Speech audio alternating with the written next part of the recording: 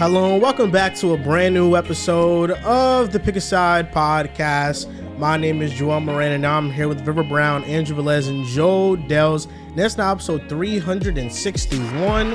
In this episode, we are going to recap the Celtics and Nuggets matchup, the Wolves playoff outlook after Cat's injury, pick a dark horse between two sleeper teams in the East and West, Magic, Pelicans. That's going to be interesting. Rank our top 10 duos and more. Shout out to the sponsor of this show. That is PrizePicks. Use code PAS for a 100% deposit match up to $100. And fellas, why do we love PrizePicks so much? Again, the versatility, the fact that you got the demons, you got the goblins. If you don't feel comfortable about a regular play, a regular square, you can go ahead and you can take a look into the demon or the goblin, I should say. That's a little bit less, a little bit more security. But if you're feeling a little bit risky and you want to take a little bit more of a chance there, you go and you take a tap into the demon. I just love how fun it is and how easy it is to use the app. The plays are great. The versatility is great. You can go from points to rebounds to field goals made to Points 3 plus points rebounds, made to 3 points combo. Like, they just have so many variety of options. You know what I love the most about it? I love how fun it is. Yeah, They fact. always have something going on, whether it is a free square.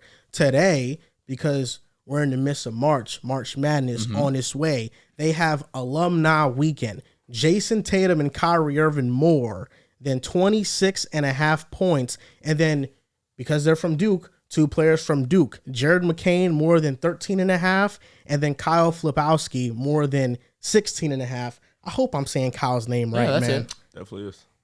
Yeah, that's why I love PrizePicks, because of how fun it is. What do you think about that? I know you're the college basketball guy on the show, Riv. Jared McCain, 13.5 more. He's been on a heater lately, and Duke is definitely finding their way. So I do think he can hit that for sure. It's going to be tough, though. I want to see how he continues this streak on, because this could just help his chances in the draft. Yo, bro, something happened to Filipowski on a storm. Yes, they stormed fine, it. bro. He came back, and he had a bug out. He started going crazy. Yeah, right? I don't think he missed a game, did he? No, I think he missed one. I know thought they said that he definitely got made it a really big issue. They messed gassed up, it. They didn't gassed they? it. Yeah, he was fine though. He came whenever He's he been came hooping back. since. No, he bugged out that game. He OD. came back. But I didn't like how they tried to ban that. Like, that's a part Storm- of college. It is that's part a of part the of the sport. college. It's a man. story. Storm in the court. I agree with that. And if I'm not mistaken, can you correct me on when exactly March Madness starts? Is it soon? It's starts end of March, if I'm not mistaken, because the conference tournaments are starting up right now. Okay. You know, those take some time. Then you got to do the selection pool. You know, you got to see where you are in the brackets. I think, if I'm not mistaken, because I think it's it 2 varies. weeks from now. It varies. It starts end of March, and then it travels on. So it doesn't start like it's March Madness. It's called March Madness, but it doesn't really start till like towards the end of March. Who's your pick to win the tournament? UConn's going back to back. Yeah, They're going back to back. Starts the 21st. Klingen's been hooping. Castle's been hooping. They got Newton. They got the 2 shooters, and Alex and Cam Spencer. They're going to go back to Is back. Castle about to creep himself into top 5 or no? He can. The problem for him is the advanced ball handling and the shooting. But defensively, he can guard 1 through 4. You know, he's really athletic. He's strong. He can What's get to his the build? rim. He plays like Drew Holiday in a sense, a little Interesting. bit. She's like stout. Stout. He's a little skinny, but he's tall. He's about 6'5", long arms. He's not the strongest, but he plays like it. Yeah, UConn's nuts. No, they have amazing like this season. 7 players that are just OD nice, like legitimately. So I think they go back to back. I think last back to back we had was Florida. It was Joakim Noah and stuff. I think Al Horford was on that team, if I'm not mistaken. on Florida? Yeah. Joakim Noah, Al Horford. Corey Brewer was there. Yeah, they had a nice little Fact. cute squad. March Madness is always great, and PrizePicks is no doubt going to have a lot of Oh my fun God, things for on sure. their app when March Madness is here. Use code PAS for a 100% deposit match up to $100. Fellas. Who was sitting in my seat last episode? No one. We didn't. Yeah, when it was just us 3, no one. John so sat in your. Didn't John sat in your seat once? John or JC? I don't know. No, JC sat here. there. Yeah. It might have been John you were if there he for was on the JC. show. Oh, yeah. A little short guy. Oh, that's because I was doing You didn't some like how he thumbnails. was sitting. Yeah. Ouch. Yeah. You didn't like how John was sitting. He was I sitting. hate it. You saw my comment? I did. I hate the I way did. John He was like sits. this. He was How just does like- John sit? He sits just Mad like, proper. Yeah, and it's like he never like proper. He never lets it relaxes. go. He never relaxes. Yeah, I hated how he sit. We got his titties out. Yeah. Just neck all straight up. I don't know how he can maintain it. It's impressive, actually. It's He impressive does how for he like can 3 maintain hours. it. It's nuts. Yeah. I think that he's probably just so used to standing like that all the time that It's Second You nature. guys ever natural seen him for on the Zooms where he's on the stool and he just kind of standing like straight like it's actually insane. Shout out to John, man. You know what I love doing when we get on the podcast? I love how things can change so rapidly.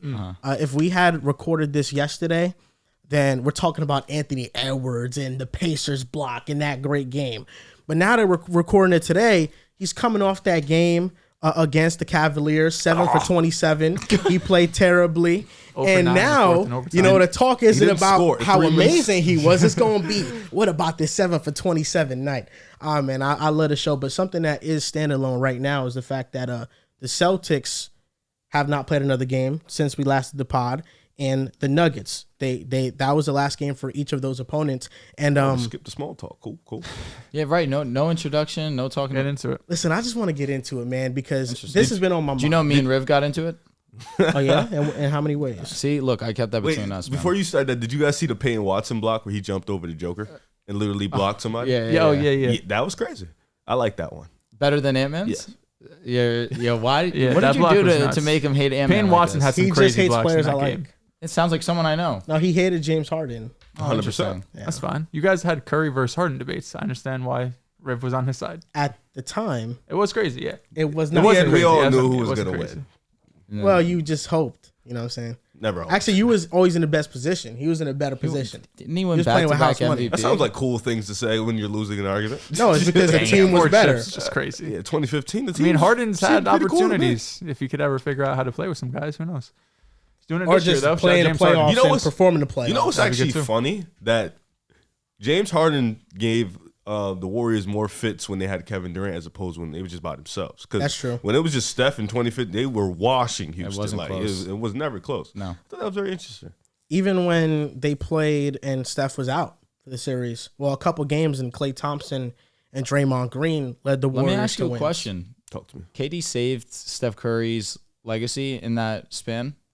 Like in certain series. Like, let's say he didn't go to Golden State and it would have just been that 2016 Warriors team. Do you think the Rockets would have inevitably picked him? And that the Rockets would have been the team of the West? Wait, like KD goes to the Rockets, he goes like the No, East. he just goes to Different let's say he goes to Boston, Shut right? it down. Or- Okay. If he wasn't a for us. what do you So think? it's, It would have shout been Kevin the torch passing sooner than we thought? No, I think the Warriors could have still beat Houston. Okay. I think they probably would have went 1-1 because I forgot the first time Steph didn't play that well when they played Houston. 2017 was the year that they played the Spurs, if I'm not mistaken. Yes, they correct? washed the Spurs. But that's when Kawhi got hurt. Yeah, Got it. I think the first time Steph didn't play that well, Houston went to 7, and then the second time Steph wasn't playing that well either, but he started to get going when Kevin Durant got out of it, he got hurt. So I think it would have went like 1-1. Okay. But I think Steph would have won another MVP. Fair In that span. Fair So enough. I think he would have helped himself individually, but obviously in the end goal, the legacy to greatness probably not. It's coming off strong, but there's no other way I could have thought how to word it. It's like KD went to the Warriors and made them the overwhelming favorite. Sure. I just wonder what history could have been in the West if he didn't. Yeah, it's definitely fascinating to think about. Even in the East, LeBron could have won another championship in that time span. Could that Spurs team have beaten that Warriors team Yes. without Kevin Durant? Easily, right? They played I some would say great. it would have been tough. Let me not say easily say, was strong, yeah, but I'm easily saying was there's crazy. a chance for Yeah, sure. yeah. Like I would say Hell easily. They yeah. could have easily beat them. Not they would have beat them easily. Correct. Yes, Correct. yes, That's yes. exactly what I It meant. sounded like you were saying. No. like, Let me respect the Warriors. Of course, they just won 73 games the season before that. Talking about champions, I know this is something that Dehls can't say in recent memory. Holy fuck! It's a Knicks fan. Coming from him is insane. Well, first off, Dehls, because you just keep skipping this. How was your trip, man? It was good, bro. I appreciate it. Went to Florida, saw some family, some friends down there. My girl's family lives down there, so we stayed with her mom. Won some money at the horse track race. It was a good time. Appreciate you asking. You know what's crazy, Riv? I was up here Wednesday. No one asked. No one asked. No one Riv asked. gets here. so much so that we My were in brother, the car and for he brought life. it up. I was like, "Yo, facts. How was Florida?" It's like bro, I you know- seen you 2 days ago. Yeah, no, you're my brother. I got to ask you Appreciate how that, bro. how I went and shit like Appreciate it. that. It was a good trip. Going to Boston next week. You're going to Orlando, you said. I right? am going to Orlando. I'm going to this Boston. weekend. You gonna see a Magic game? No shot. I'm set. I hit up Brett to see maybe link up, get some brunch and stuff. I would definitely be going out there to get drunk. Tough. There's a spot unless they closed it. It's something Buffalo. That's where we went before the game. The time I was over there in Orlando. That place is lit. Good vibes. Good. Maybe food. I'll go check a game. I'll see what 6-man show's doing over there. Yeah, you I know? wanted to catch a game, but I didn't have. I was only there like 4 days. Just didn't have a night to do it. I'll be there Thursday to Monday night. So If I'm there during the basketball season, I'm going. Stadium. I was like 2-3 hours away. It's from not called Orlando. Amway Center anymore. It's, What is it called? It's Kia? Kia Kia Center. Center. Okay. Well, this is why you're important to the show, Riv, asking the hard-hitting questions. How Dell's vacation was. Thank you. I'm sorry I didn't ask you it on That's all right, Wednesday. man. Terrible host. I wanna say this. Doesn't care about our basketball game. Between the Nuggets, between the Celtics. How was the basketball game, fellas? Dude, did you not hear Riv and I got into an argument? they got into In a it. basketball game? Yes. We didn't get into I an didn't- argument because I I didn't didn't argue hear about back. So This has been the third time I've been trying to segue into the first topic of the show. But what was the argument about? All right. What It was happened beef. was he's gonna lie. maybe we'll see. Who knows? Because I've told this story a couple times. Let's just hear both sides of That's the story. fair. I would love First to. of all, did you guys win a game this season? No. That's the sad shit. So yes, Wait, since you've told this story to them, can I speak? I only told it to this guy. So Can he just tell the Yeah, go ahead, story my bad. first? Go ahead. So it's 3 minutes left in the fourth. We're down 6, and I'm trying to rally the troops. I'm like, yo, guys, come on, we can win this game. Let's try and get after this one. So I go and I dap the guys up. I go to dap Riv. He doesn't dap me. So I say to him, I'm like, yo, bro, are you serious right now? Like, come on, like let's get together. Let's go and win this game. He, stays quiet. I'm just like, yo, you're supposed to be the leader of this team. You're the captain of this team. Energy like this, there's a reason why we're 0-6. How about we man up and let's lock the fuck in? You called him out. I did because called him out. listen, Disrespect me. He's missing out some things. Disrespect or calling you out, holding you accountable. He called me a bitch at that point. I said I said you're acting like a bitch He right was now. pointing in my face saying you acting like a bitch. He was just disrespecting me after as a man. After he disrespected me I'm in by my- not dapping. I'm in my zone. Nobody come when we're in a. He knows this. That's why I knew he wasn't going to take accountability. I knew. I'm supposed to take accountability when I've said multiple times my Point in his issue face, with. though, and call him bitch I crazy. guess. That's crazy. Dehls. I guess That's but- crazy. Everybody knows not. not to dap me when I'm in a bad mood. I said The you're whole team acting knows like a it. bitch right now. That's what I said. He was acting like a bitch. I think the finger in the face a little crazy. See, I also feel like it's a that little was over exaggerated. Okay, so you called Yes. him. At this point, he's I said, disrespecting bro, me, so I'm you're silent. supposed to be the captain and leader of this team. Okay. You Called can't be me a acting bad like leader, that. basically blaming the season on me. A lot of disrespectful the things. season. I said we're 0-6, and there's energy like that. There's a reason why we're 0-6. Okay, now how do you feel about that's that, fine. Riz? I just felt disrespected at that point. So at that point, I went silent. Like he has been all season, regardless. Like I've said, when he plays basketball, he's quiet. He's one of the most talkative individuals we know, but on the basketball court, he's quiet. Now let me ask you something, Riv. Talk to me. Do you feel like you could be a better leader? 100%. But let me tell you, and then after the game is over, he kept calling me a bitch. So I'm just Okay, like, but I'm, all right, now he skipped a part. I'm the game's sitting over. confused. We I lose. didn't dap nobody. I'm sorry. The game is over. We lost. Yes. I didn't dap anybody, but nobody else came to dap me but him. Everybody knows when I'm upset, don't dap me. I'm trying to get these events in chronological order here. Yes. So that happens. I call him out for being a bad leader. We go and we play the game. We end up losing. Now, this all really stemmed from this one guy on the team not being able to do his role. All we ask of him is when we pass it to you, you shoot. Okay. We pass it to you, you shoot. Simple as that. But he kept dribbling after getting the ball. And that was getting the team really upset. And I felt for him because he had a shitty game and it was the first time that his girl came to see him play. So it was an unfortunate event for him, no doubt. But he wasn't doing what we were asking of him. So it was driving us crazy. So that all happens. That's really why I felt like that's why he was upset, mostly. Because one, we were losing, and two, because Steven was acting a fool. And so after the game goes, we end up losing. He continues to do it also, Steven. And so we lose. I go to everyone. I dap him up. And you know how I am. I don't think too much of it. It's the heat of the moment. We're playing basketball. The game's over now. We leave the game. So I go to dap Riv again. And he leaves me hanging again. I did not dap anybody. So that's when I lost my mind on Riv. And I said, because again, that is the simplest form of respect. All you have to do is dap me. I felt very disrespected. So I said the same shit that I said. You're a grown man. You're acting like a child. And if you really want to act like this, you can get a ride home. So I took that time. All right. I said, yo, one of you guys is going to have to take him home because I'm not taking him home.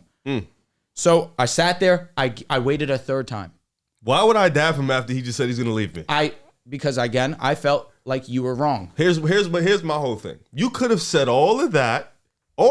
Everything you could have said, I wouldn't have been as mad if you didn't say it in front of strangers. But I you felt disrespected me in front of strangers. No, I disrespect you on the bench with our team. You started disrespecting me in front of strangers, and that's why I took it away. And then when you said you was going to leave me, I'm like, You leaving your brother hanging? So now I'm really. But isn't that ironic? I was gonna dap you. I was gonna dap you and talk to you in the car about it. Which you could have. But you just left me hanging twice, of course, and I was angry myself. We just lost. But you screaming out, yelling, "I'm a bitch!" This, that. I didn't see. That's where I feel like the memory of the moment. Saying I'm being a bitch, calling me a bitch. You were acting like a child. That was my big thing. I said you're a grown man acting like a child, and I still believe that, especially because you left me hanging not once but twice. So I waited the third time, because again, it's me and Riv. Figured that we could still hash it out. So I'm waiting.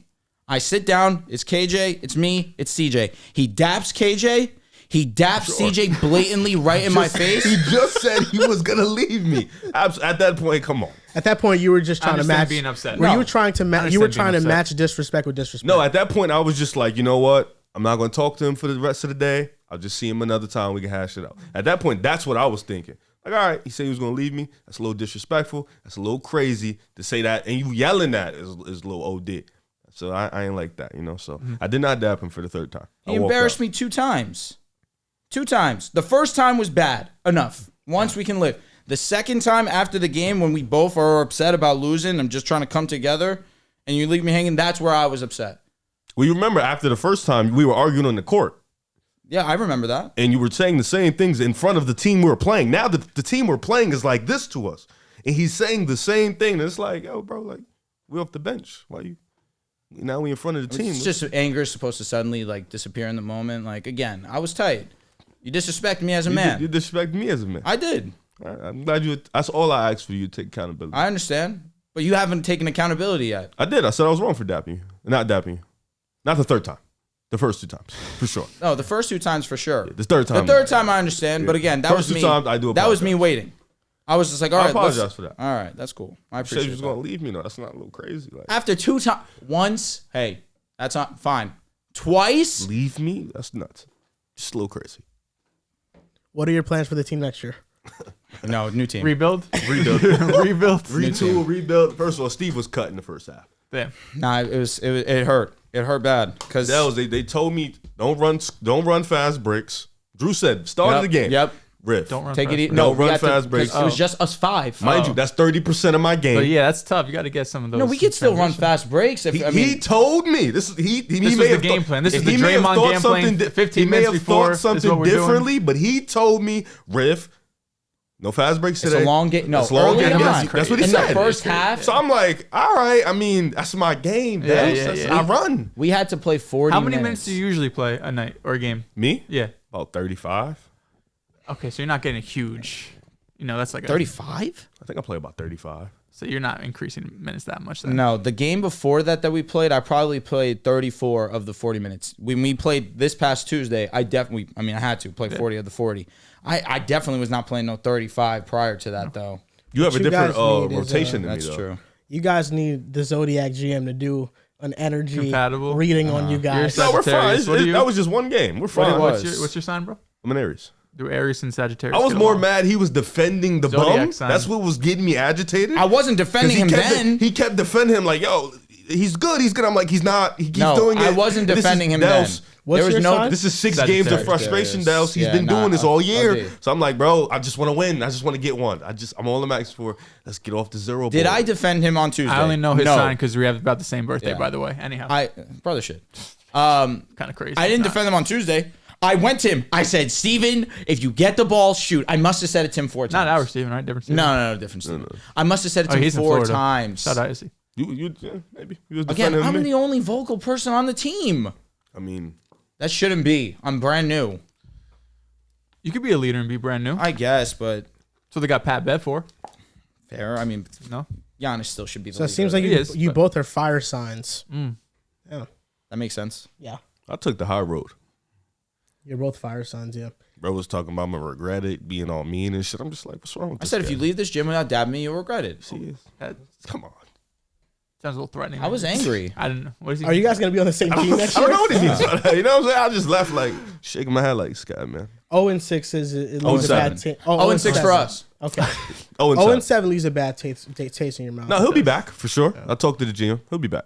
I thought you were the GM. I am exactly. Oh, Okay, so you talk to yourself. For sure. I tell you know what? Dark room. Drew will be back. It's just one situation. I've argued with people. I've argued with Seb before in the court, you know.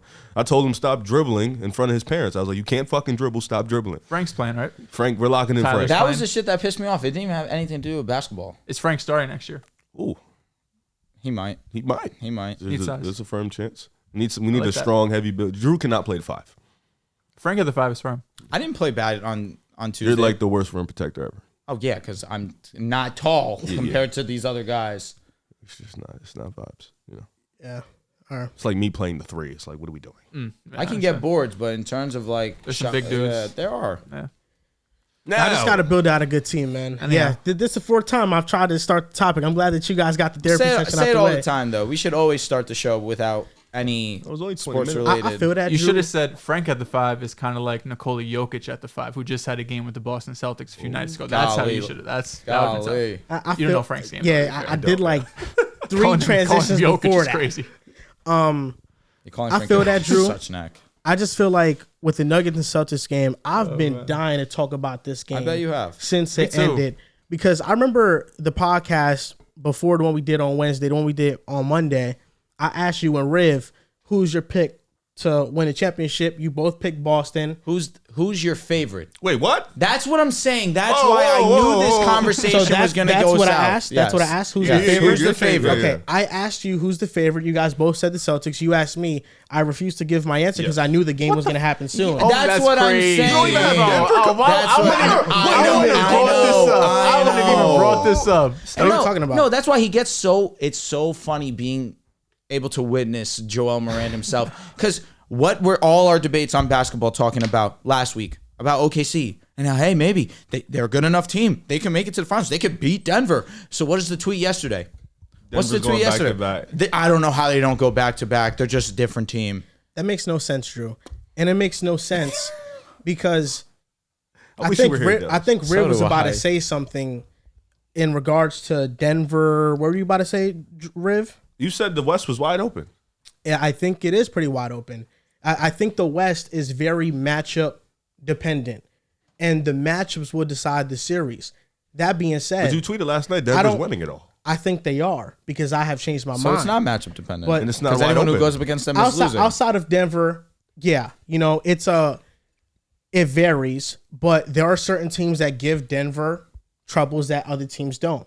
There are some teams that I think they will not beat Troubles Denver. They don't. in the They regular don't have a season. chance to beat I was Denver. gonna say because OKC has the head-to-head matchup. They This do, season, but I don't even like still, that I matchup don't for care. them. My gripe was never with saying Denver would beat OKC. My gripe was saying that you said clearly, Yeah, easily I feel beat this them. way still. Like there's no chance OKC still feel that way. has a chance. I feel that way strongly. I don't feel that way. But they're going so to back-to-back. that's just a wait. What do you mean? You can still feel that a team will not just easily flat out beat another team while still thinking I this said team it's a could win a 6-game. championship. It could be a 6-game series, but I still feel comfortable like the Suns series versus Just the Nuggets last year. reflecting back to the NFL. Did you not all year long say the Chiefs were fraudulent? Mm-hmm. And then later on in the season, you picked them to win the Super Bowl? So you cannot change your mind throughout the course Here's of the time? thing. We're not calling them Yeah, fraudulent. I'm not. We're not calling And- these and- teams fraudulent. And I never also- called OKC fraudulent at all. But if you're saying they don't have a chance to beat Denver, Yes, that's the only gripe I have. acknowledgement of that They don't. man and that team. It can be your acknowledgement, but for me, I can still acknowledge Jokic while saying, Let me ask you a OKC question. has a Was chance. that Suns series versus the Nuggets competitive in your opinion? Yes, Why? because the Suns got 2 games. But every win of theirs was by double digits. Every one of theirs could have been by double digits, but so you're going to argue to me that the Lakers series was more competitive with the Nuggets because they lost by single digits every game Honestly, than the Suns you series? actually can make that argument. Even though y'all won you 0 can't, games. You can't. You can make that you argument. can't, I because think the the Suns Lakers actually played won 2 against games. The Nuggets were able to close out those games, but every single game was neck and neck. That They were shit all don't close, matter. But you got That shit shit don't matter. I'm sorry. It's the same If shit you with the didn't win the Celtics. game, They it said the doesn't same matter. shit with the Listen, Celtics and Nets. this is We exactly- did it. it's We did it. The definitely a Celtics lose- and Nets it's- shit. But that was a good series. It was a great series, but you got swept at the end of the day. But it wasn't I competitive understand. because they got swept. The same way the Lakers and Nuggets, you got swept. If you didn't get make it a two- if you competitive get two, series. that's over. and the, If it and the was games one, that the Suns won, but- if I'm not mistaken, was it not 1-2 scores max? They were close games. Yeah, they were very close. Yeah, the games that the Suns won. Let me know if I'm just going off the memory. games that the Suns won, they didn't beat Denver by much, but they still beat them.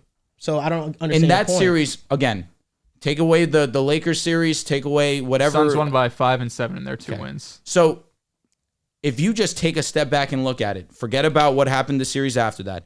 Are we really saying that series was competitive end of the day?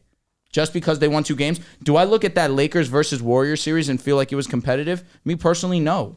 They got 2 games, though. The Sun series was competitive because you have to also throw in context for them as well. DeAndre Ayton was trash, and he got hurt.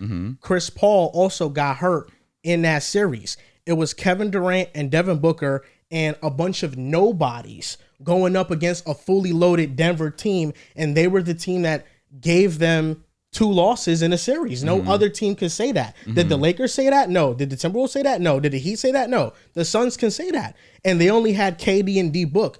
Granted, D-Book went nuclear, but I'm not going to say a series was uncompetitive because their best player played at an all-time level. Because his greatness is what got them wins. And if you forgot, I don't know if you did, but in Game 6, D-Book rolled his ankle. And he could have been on his way to another nuclear game that could have pushed the series to 7, but we ain't see it. Wait, Game 6, he didn't play well. Because he rolled his ankle that series, if I'm not mistaken.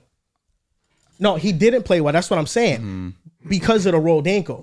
So had he not rolled his ankle, the series could have been even more competitive. My whole point is, I regardless of how your opinion is on it, they lost in 6 games, and I felt like it was not competitive. I'm left feeling that they won comfortably. They won comfortably. That's how I feel similarly with OKC and the Nuggets this season. But you beat them 2 times still. Like the other 4 games. And also, I will say this. Yeah, again, my confidence level in the Nuggets beating OKC is 100%. That doesn't mean that it still can't go 6 games. Also, another thing to counteract that point is that while the final score might have been what it was, the Suns kept it close for a majority of the quarters. You know how Denver is. They could go on a run, and then they could beat you by more than what the game felt like. Jokic. I will tell you this, 100%, it did not feel like every Denver win was a blowout. That might have been the final score. There might have been 2 games where it felt that way. There was another 2 where it was neck and neck for the entire game, and then Denver made a run. You're not about to tell me a 6-game series was not competitive. I definitely left feeling that the Nuggets were most definitely the better team. But like, since we want to be definitive here, Celtics-Nuggets, who's winning championship if you believe that is the matchup in the NBA Finals? And if it was the matchup, who are you picking? So now today's the... Oh, excuse me, as I knocked out my water. Today's the day we make that pick? Yeah. Okay. But hold up. Just last episode, or the last one I missed, you didn't want to give your pick because you wanted to see a regular season game? I wanted to see how Boston would match up against Denver.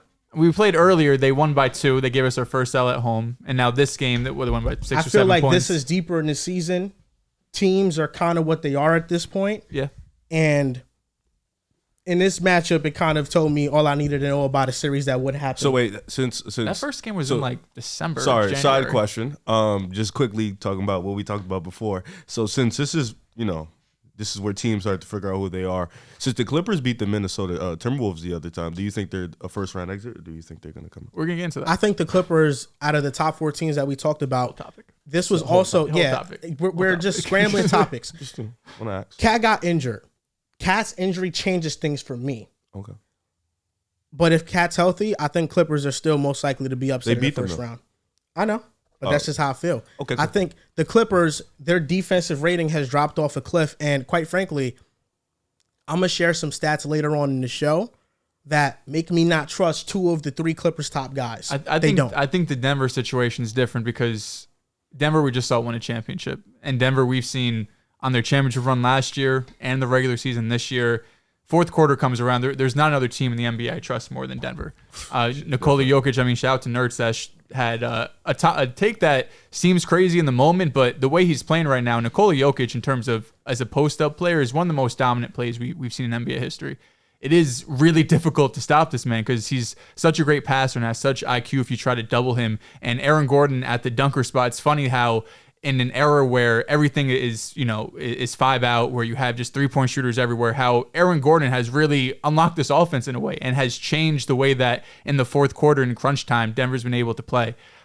So I think Denver should be the favorite. I think the fact that they won the championship last year and you have Nikola Jokic, who currently sitting is like on a generational type run, right? He only has that one championship, has multiple MVPs, but 5 years from now, we could be looking at this run as, one of the greatest we've seen in our lifetime. He's just still super early on into it. That's why I think if you have them over Boston, I can't be too upset. And I've said this when we went over our midseason grades, because we were talking about the Celtics have to win a championship or at least get to the championship. I think Boston all season long have been called the favorites because their floor is the NBA championship. Nobody thinks in the East that they could be fucked with. Not the Bucks, not the Sixers, with Embiid or really anybody. The West has always been a little bit different because, like you mentioned, there's just a lot better teams. You had Minnesota this year. The Clippers were looking fantastic. You have talented lower seeds like the Lakers, Warriors, Suns. But to get to making the championship, which is the Celtics floor, and winning it, is Jason Tatum, as I mentioned before, becoming a top 5 player consistently night in and night out. Because we could talk about how Porzingis has been great in the fourth quarter and how they've been one of the best teams in the clutch this season. Drew Holiday is the best 5th starter in the league. Derek White's the best 4th starter in the league. But to go from making the NBA Finals to winning it, that's when you need your best player to show up. And Jason Tatum in this game did not show up. When the playoffs come around, has he had his stinkers? Yes, absolutely. I know you had your whole 67% such and such. I've seen Jason Tatum do it. It's just a matter of, can he do it now in the Eastern Conference Finals or in the championship series? If he's able to do that, like he's been doing for stretches, like we've seen him drop 50 in Game 7s, take over fourth quarter of Game 6 against Philly, he has those moments in him. Like, he has the talent. There's no real weakness in his game, but he has to get to that mindset of, if we're going to win a championship, you need your best player to be fucking elite the entire time. Nikola Jokic, Steph Curry, LeBron James, like, all of the dudes who win championships, it's not just, they were mostly good. No, they're going on dominant, sometimes historical runs. That's what it takes to win a championship. So I think that's kind of... This is a therapy session right now, I feel. But I felt this way. Like, I said this when we did our report cards, like, Tatum has to play at a top 5 level. And I think people were saying, like, it's Joe Mazzulla. I've seen some shit like when Jaylen Brown takes over the offense, it's just not the same. I'm like, it was this fucking one possession game with 50 seconds left. I think we were okay. But at the end of the day, for the Celtics to win a championship, Jason Tatum has to play at a top 5 level. You said something good there. You said Jason Tatum, he's done it before. Something about good, great, about how he plays. He is a great player, there's no doubt. But in watching this game, the biggest thing that stuck out to me was the fourth quarter offense between the two. Everything for Denver runs through Nikola Jokic, and he can guarantee you a great possession every time down the floor. With Boston, it's matchup dependent. If Jaylen Brown has Jamal Murray on him, let's give him the ISO. Let's try to get a switch onto the weakest defender for whoever. It's usually Tatum or Brown, but there are possessions where they also go to Kristaps Porzingis if there's a mismatch with him in the post. There's not that true guy they're always going to go to in the fourth. This year, Tatum has struggled in the fourth quarter mightily. The only player worse in the fourth quarter that has 45 clutch field goal attempts is Klay Thompson. Tatum is the second worst. He's shooting being next to Klay 32% in the clutch in the fourth quarter. Jaylen Brown had a fantastic game. The 3-point shot was not here for Boston this game. Neither was Denver's, though. Here's why I think Denver's going to go back-to-back. Nikola Jokic should be a 3-time MVP. He's 2-time MVP, but he should have won last year. It should have been his award. They didn't give it to him because he didn't have a playoff run. And that was a bad way to judge a regular season award because I thought last year... He might not have won this year, though. He was better than Embiid. Yeah, I don't think he would have won this year. I think Embiid healthy would have won. But now Jokic has a chance to win this year. It's still a possibility. It's him at SGA for sure. There's just no team that has the chemistry that Denver has.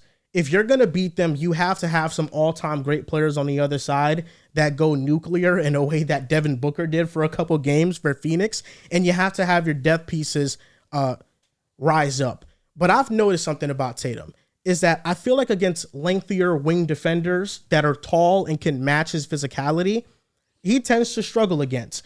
I saw him play the Pelicans, and against Herb Jones, he did fine against Herb Jones. That's because Herb Jones is on the slenderer side. But when you're going up against somebody like Aaron Gordon, like MPJ is not as thick, but he's taller than Aaron Gordon. I feel like he struggles against that type of length. And I came to a revelation about Jason Tatum, Oh, this should be and good. it's one of those dark room moments. They've worked so well in the past. Jason Tatum is not elite at any one thing on offense. And that's why in the fourth quarter, he doesn't have a go-to. With SGA, I know he hasn't been in the playoffs, but I'm just talking from a play style standpoint. I know he's going to get to the mid-range. He's going to get to a spot, and that's what he's going to use in the fourth quarter. For Jason Tatum, he's a good to great three-point shooter. He's not an elite one. Mid-range shooter, he's below average.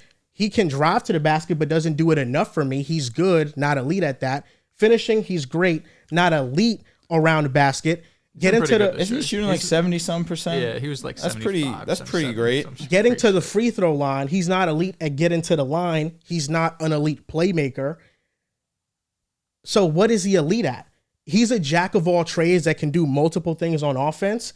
But you look at these great players in the league that have won championships or that I think rank above Tatum. They have a go-to in the fourth. And I think that's why Boston becomes very matchup reliant in the fourth because Tatum usually doesn't have that go-to. I don't completely disagree. Like, he's obviously not a shooter like Steph or is as physical going to rim like LeBron or anything like that. But I think the fact that he could do any of those things is kind of what makes him scary on offense. Is like he could step back and hit this three. He could drive on me. He was been one of the most efficient in terms of forwards, one of the most efficient post-up players in the league this year. So while I agree that maybe he's not the best in any specific attribute or category, the fact that he could do anything to you, that's what makes him such a great offensive player. Is he not an elite offensive player? You wouldn't say he's an elite offensive player? I think an elite offensive player. He averaged is 30 Luka. last year. I don't Jokic, Steph. I don't think Tatum. We're just gonna keep that class like five. Kevin people. Durant, because it is a different type of class. When we talk about the offense that Jokic generates, it's a different type of class. Semantics for is where I really that's do different get than the angry. offense anyone. It's not semantics. It's a fact. Is it not a fact? I look at these guys and think, yes, Jokic, you're elite. You're amazing. You're the best of the group right now offensively. Luka Doncic, you're in that category too. Steph Curry deserves that offensive respect. Kevin Durant. Like, don't we look at a Devin Booker and think this is an elite scorer? he's an elite offensive player. No, but I understand that. But Yeah. still, and I went and said scoring also. I still look at Devin Booker and think, wow, he's been able to transition to point guard. Maybe you would still like that true point guard for the Phoenix Suns, but he's been able to do that for the Phoenix Suns, and it helped translate to winning basketball. I would still classify Devin Booker as an elite offensive player. I think he's an elite scorer, not an elite offensive player. I think he's a good, sometimes great playmaker. He's not an elite playmaker. The difference between him and Tatum on offense. But isn't it the ability to combine the two and do it at a high level? I feel like it's what is done at the highest of high levels. That's what elite to me means. The difference between Jason D-Book Tatum is doing and it Tatum, at the highest of levels. So is Booker. Is an elite pull-up jump shooter. He's an elite mid-range shooter. That's not what Tatum is. He's not even good at that. He's one of the worst mid-range pull-up volume shooters in the league for his attempts. I think there is a difference of class. I think Jokic. Look at the MVPs this year, the players that are having MVP level seasons. Jokic, SGA, Luka, Giannis. I think what they're doing offensively is in a different class than what Tatum is doing offensively. And that's with all due respect to Tatum, because he's a great offensive player, just not in that class. I appreciate that. But I think winning a championship, that's kind of where you could find that elite trait too. Like, all of these guys have been questions before they won the championship. And before you go, Riv, just to throw some, the clutch numbers this year have been horrendous for Jason Tatum. But the last three postseasons, clutch shooting efficiency, Jason Tatum's number one. 57.4%. Oh, I see this. Where's Steph? On 27 attempts. Steph is number three at 55. Clay was number two, believe it or not. Really? Yes. And He's then open. if we're looking, Are we throwing that stat out now? Yeah. 2024 this season, and this was before the Denver shot, so it's even worse now. Regular season / playoffs in the fourth quarter overtime, less than 24 seconds to tie or take the lead. Tatum's been at 14% this year. Atrocious. From 2017 through 2023, the rest of his career, he's been at 39%, which is higher than Luka, Dame, Bradley Beal, LeBron, Bro said Bradley Beal. You shouldn't Jimmy have said Butler, that. Donovan Mitchell's at 22%, Devin Booker's at 20%. He's been clutch in the past. This year he has not. I think, when you have, I think there's always a tier, especially with this new NBA. It's so much talent in the league. I think there's a bit of a tier of everything. I think there's tiers of superstars, tiers of elite offensive players. Like the names you mentioned, I think those guys are in like a tier 1 where you can throw Tatum in a tier 2 if you want, Booker and those guys. But I think you have to start bunching it up because there can't just be a small room, because I think you can still be elite, just not at the elite. There's always 100% there's always new levels because there's so much more talent now, sure. and you have to keep expanding and broadening the system. But I think Denver's the pick here. I think just Denver, they have the perfect starting 5 in the league. Like they just connect and they're so in sync with each other, and they complement each other's games. Like Aaron Gordon complements the Joker complements Jamal complements the Joker. Like KCP complements both of them. Like they just do so many things together, and they just one guy connects to the other, and they're all like a nice, beautiful family that just connects so perfectly and have Thanksgiving together all the time and shit like that. Like they're just so in sync that it's like it's hard to throw out a lineup and not only stop them on defense, but like you got to consistently score with them. It's so tough to have an efficient shot like them, or always come down and have a perfect play. Always have something for either KCP, either Aaron Gordon, MPJ, or Jamal. Like they always have a counter for any move you kind of put out there, especially the Joker. Like he's the most dominant player in the league right now. Like he has a counter for every defense you throw at him. Single coverage, double coverage, hard hedge, soft hedge, anything you want to do, lock and trail. And the man he's trying to throw the pass to, he'll find a way to get to him. Like he just has a counter for everything. And Boston would probably be the best chance because they're the most talented team in the East, because obviously, in the West, I just think a lot of teams are going to have a size problem outside of Minnesota, but I don't think Minnesota can keep up with them offensively. I think the Joker will be able to handle that. But I think, like, in the East, you got to hope it's Boston, because I think Boston, they provide a couple different challenges for Jamal Murray. And, Porzingis, he is a little bit skinny, so that's going to be a tough matchup for him. But the way Mazzulla's been dissecting defenses and offenses this year, the way he's been, throwing out different coverages, he's moving you? He's not moving me, because I think the Joker's unstoppable, but he's been doing just in good. the grand scheme if of you can't things. stop the Joker, I mean, yeah, but he's not the only one. But here's the thing. I think teams, like you said, teams don't match the chemistry, but I think some teams, even if they do match the chemistry, they don't match the talent. Like a team like Miami, they have all the chemistry in the world, probably the same amount of chemistry as Denver, but they don't have the talent. Mm-hmm. You look at teams like Boston, they may have the talent, maybe they don't have the chemistry. So there's just so many different things, and then you can even throw teams like just like Phoenix, they don't have the player that can just be as dominant as the Joker on a possession by possession basis. Devin Booker still struggles with the turnovers and seeing double teams. Same thing with Kevin Durant. With the Joker, it's like, what can you pick out that's a weakness? It's even his defense is no longer a weakness. He's locked in on that end. So it's like deflections, just being in the position to, defend the shot. And then offensively, it's like, what can you do? So this guy, he's been so dominant. And I think for me, you got the safe pick is Denver, because I just think with the Joker leading the charge, you got Jamal. I think they'll pull out this one. Well, Mazzulla is sorry, Drew. It's okay. The one thing I'll say is Mazzulla, at least in this Denver game, he went double big more than I've seen damn near all season. Tillman and Porzingis were out there. Tillman and Al Horford. My guess is if they did match up again in the playoffs, or in the finals, he didn't start with Horford and Porzingis, but I think they're going to be forced to at some point. Who comes off? Probably Drew Holiday, I would assume, over, of course, like Derek White. But it might be Derek White that comes off. I don't know. Derek White's been so great for us. It would be tough to take him off. But regardless, Al Horford, I think, is probably their best bet just because he has the strength and the height to kind of match up. Porzingis has the height, but he doesn't have the strength. We've seen Horford, of course. Embiid is not the same player, but he could go pound for pound. You know what I mean? In terms of like weight, he's like 260. Jokic is 30, 40 pounds heavier is the only thing. Is he the strongest player in the league? No, Steven Adams, I thought. Okay. Jokic is one of them. He is. It really is funny. Riv, I like a lot of what you said because the way that I feel is I look at the overall talent. I think that there's more talent on the Boston Celtics. They're a deeper team than the Denver Nuggets. But the greatness of Nikola Jokic just being the overwhelming star of the series, and that's no slight to Jason Tatum. We know who we're talking about. This is the best in the game right now. And the fact that you tweeted it, and it's true. I mean, it didn't take a rocket science to understand that, but in the biggest moments, Jamal Murray is one of the most trustworthy guards in the game, and there's no one that compliments Jokic the way that, well, I should say, there's no one that compliments Jamal Murray the way that Jokic does, obviously, because anybody can go in there, and let me not say anybody, let me not slight Jamal, But they work so well together, and they have the history of winning a championship. You have the history of Jamal Murray being an elite playoff player himself. So I look at just the chemistry. I think that was perfectly said, Riv. They already know each of their individual roles. MPJ understands, if I get the ball, my role is to do one thing and one thing only. I'm going to put this shot up because they know I'm an elite shooter and I have to stretch the floor. KCP is another one that he goes and he can stretch the floor. Obviously, can make the extra pass, can get theirs. TV.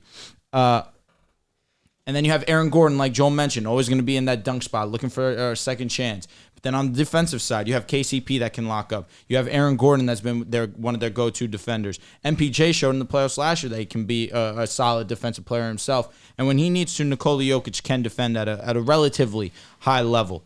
There's just so much trustworthiness with the Denver Nuggets, where with the Boston Celtics, we always have that wait and see. I do believe they're the more talented team, but it'd be disrespectful to Nikola Jokic and, of course, Jamal Murray, who's been an unbelievable playoff performer in his own right, that you should right now favor them. I think that it's natural for every year to kind of pick a different championship winner just because we all love parity. I think that's a big reason why nobody year to year is always picking the Chiefs to win. Boston, bro. You should pick Boston in parity. They haven't won. I'm getting to what I'm about to say right now. Sorry, I interrupted you. Sometimes it is just the best team. They're just the best team, and that's what the Nuggets are. And they're just the best It's team. interesting because you really take a look into the advanced numbers compared to last season. Like, this isn't a great three-point shooting team. They were 4 for 20 against us, I think, on Thursday. They're really an average three-point shooting team. But in the That's playoffs what's last scary. year, we saw exactly. That's what's scary. We saw them rise up, and against the Lakers, I felt like they couldn't miss a three to save their lives. It's just inevitably they're coasting. But they have games. Sorry, no, you're right. They Whatever have games where they don't shoot well, and they still win. Both games against Boston, they did not shoot well. No. I mean, they scored the first game. They scored 102 points. This was like what 118 or something. So a better offensive game, but they could get into these slugfest of kind where it's in the paint. It's Jokic post up, post up, and yeah, it's food. Between the combination of Jokic and Aaron Gordon or Jamal Murray's ability to get to the basket too. All of their best scorers can finish at the rim and can get theirs in around the paint. They can get an efficient offense without shooting well because their process is never wrong. Every time down the court, even once in a Boston game late, they might have missed the threes. They were open threes. They were the right shots to take. Their process down the court is always the right one. And eventually that's going to yield positive results. And in their case, they shot poor from three and they were still great on offense. Yep. The offensive rating numbers were still excellent. Last year, before Phoenix made the trade for KD, Denver was my pick to make it out the West and win the championship. This year, kind of been waiting for a team to sneak up and be like, we can beat them in a series. Denver's going to go back. Denver's going to go back to back. And it's not only because of their greatness, but in a matchup against Boston, Kristaps Porzingis, in a series where he has to guard Jokic, that type of physicality, is he going to have the legs to shoot in a 7-game series? Down when you're at game 5, is he going to be as consistent? That worries me. But that's where you rely on JB and Tatum because their matchups are better than that one. And that's when you try to rely on Horford, and they played Tillman a ton. They like that matchup. I wouldn't even say that because I seen Aaron Gordon on the wing on the road to the Nuggets winning the championship be an elite wing defender. And he's going to be on one of Tatum and Brown, and then you're going to have KCP on another one. He's aggravating. Those defenders. KCP as a defender, he's so almost aggravating. definitely. So they got the elite perimeter defenders that they could stop elite offensive players. I don't know if there's any you can limit. And I think that's essentially what you're saying. I still think that Jason Tatum will get his. This was a bad showing by him. He did it in the finals. Yeah, that's true. But you still look at Jaylen Brown. I feel like take away this game versus the Nuggets where he performed at a very high level. I still believe in that matchup. You can get Jaylen Brown to play for an entire series, a very high level brand but that of ain't basketball. gonna win the series.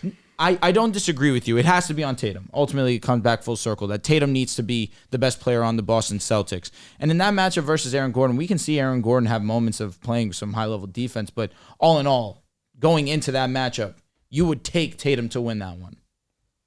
I know this guy, and I already know that was coming. I don't know. I already know. I really don't know. Tatum would get his. Aaron Gordon would give him fits. I agree. Because I agree with you. Last year. But Aaron Gordon is a tough matchup for Tatum.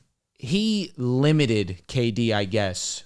KD still had almost, 30 points in that series. on bad, well, not terrible efficiency, but it wasn't up to his efficient standards. LeBron James averaged the most points on the team. We're talking about two guys that are better than Tatum. I understand. Fair. But I'm respecting Tatum in that regard.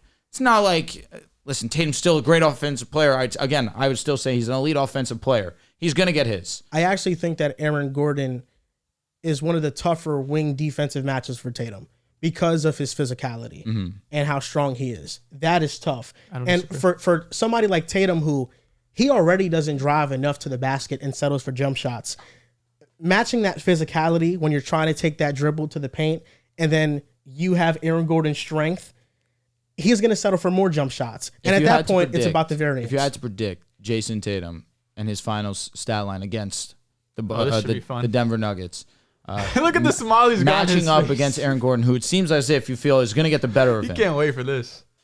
What do you think they will be? I think he'll average like 25. I thought you were going to say 22. I'm not going to lie. No. I don't think he'll stink it up. Realistically, he would need to average. I don't even think he'll close to 30. Play terrible, but I think Aaron Gordon will affect his efficiency. Like, I think he's a good defender. I think he's a great defender. He is a great defender. You know, on Monday's show, the 33% thing, it came up, right? And did you hear about that? At the time, when I did the 33%, I only did it for Tatum. So I thought it'd be good to research for every player that I classify as a top 15 player. I love this. And see where they rank in terms of these are the amount of playoff games that they've shot under 40% in the last two playoffs. If this player didn't meet the 20-game minimum requirement of the last two playoffs, then I extended it past to further series. So this is, and I have all the games listed here. So the worst player, it's a 23 player sample size. James Harden, in 23 playoff games, in 14 of them, he shot under 40%. That's 61% of his playoff games. He's dead last in this. At least he's not Harden. Next up is Paul George. In 12 of his 22 playoff games, he shot under 40% from the field, 55%. I'll just read you the percentages from going forward. I'm fine. Keep reading the same way you're reading them. Oh, you want yeah, I'm interested. Cool. Kyrie Irving in 10 out of 22 playoff games, 45%. Donovan Mitchell in 8 of 21 playoff games, 38%. Trae Young in 10 of 27, 37%. Tatum in 15 of 44, 34%. Ja in 6 of 19, 32%. Dame of 8 and 26, 31%. Brunson, surprisingly, of 9 of 29, 31% average, where he shoots under 40%. I thought he was going to be better, but he's not bad in playoffs, though, but I just thought that number would be lower. Devin Booker's next, 13 of his 43. I just included all of Devin Booker's playoff games, so dating back to the first year he made the finals. He's at 30%. For Luka's career, he's at 29%, 8 of 28. Anthony Davis is 5 of 21 in the last two playoffs, 24%. Jimmy is 9 of 39, 23%. That's good. KD is 6 of 27, 22%. It's really good. Embiid is 4 of 19, 21%.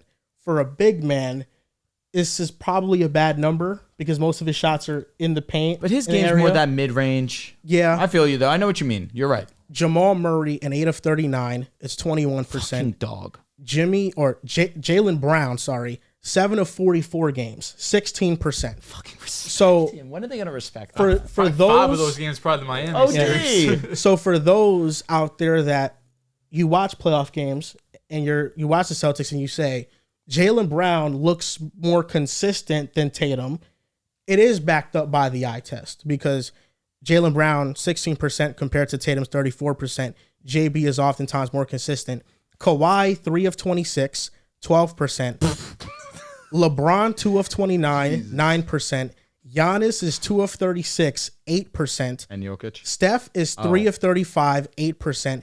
Jokic is 1 of 25, 4%. Holy So fuck. Jokic is almost always perfect. And at 0% is Anthony Edwards in 11 games.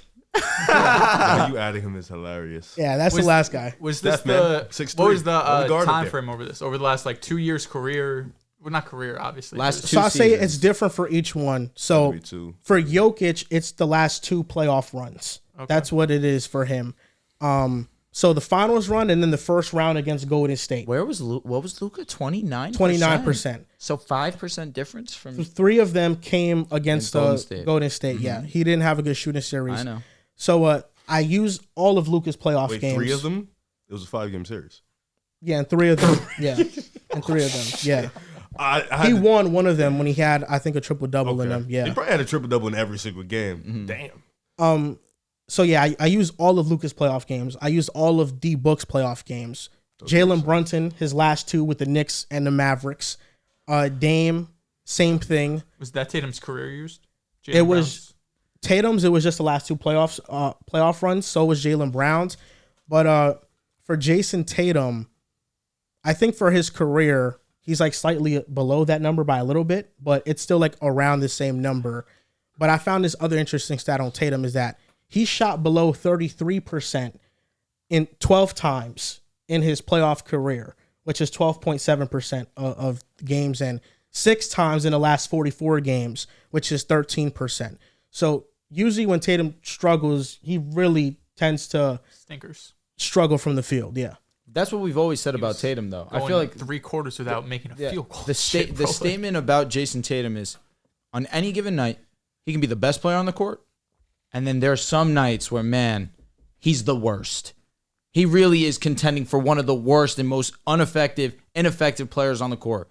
I feel like that's where the variation between who he is as a player, that's why people struggle with that. But I still trust the talent of Jason Tatum. He's shown it on the big stage multiple times outside of the biggest of them all, of course, the NBA Finals. But you have to trust the talent like JT. I mean, he's still young. He still has so much game left. This is why I don't trust the Clippers, though. Because Paul George number and 1 Harden and are there. 2. Yeah. It's a good thing I did a little bit of research.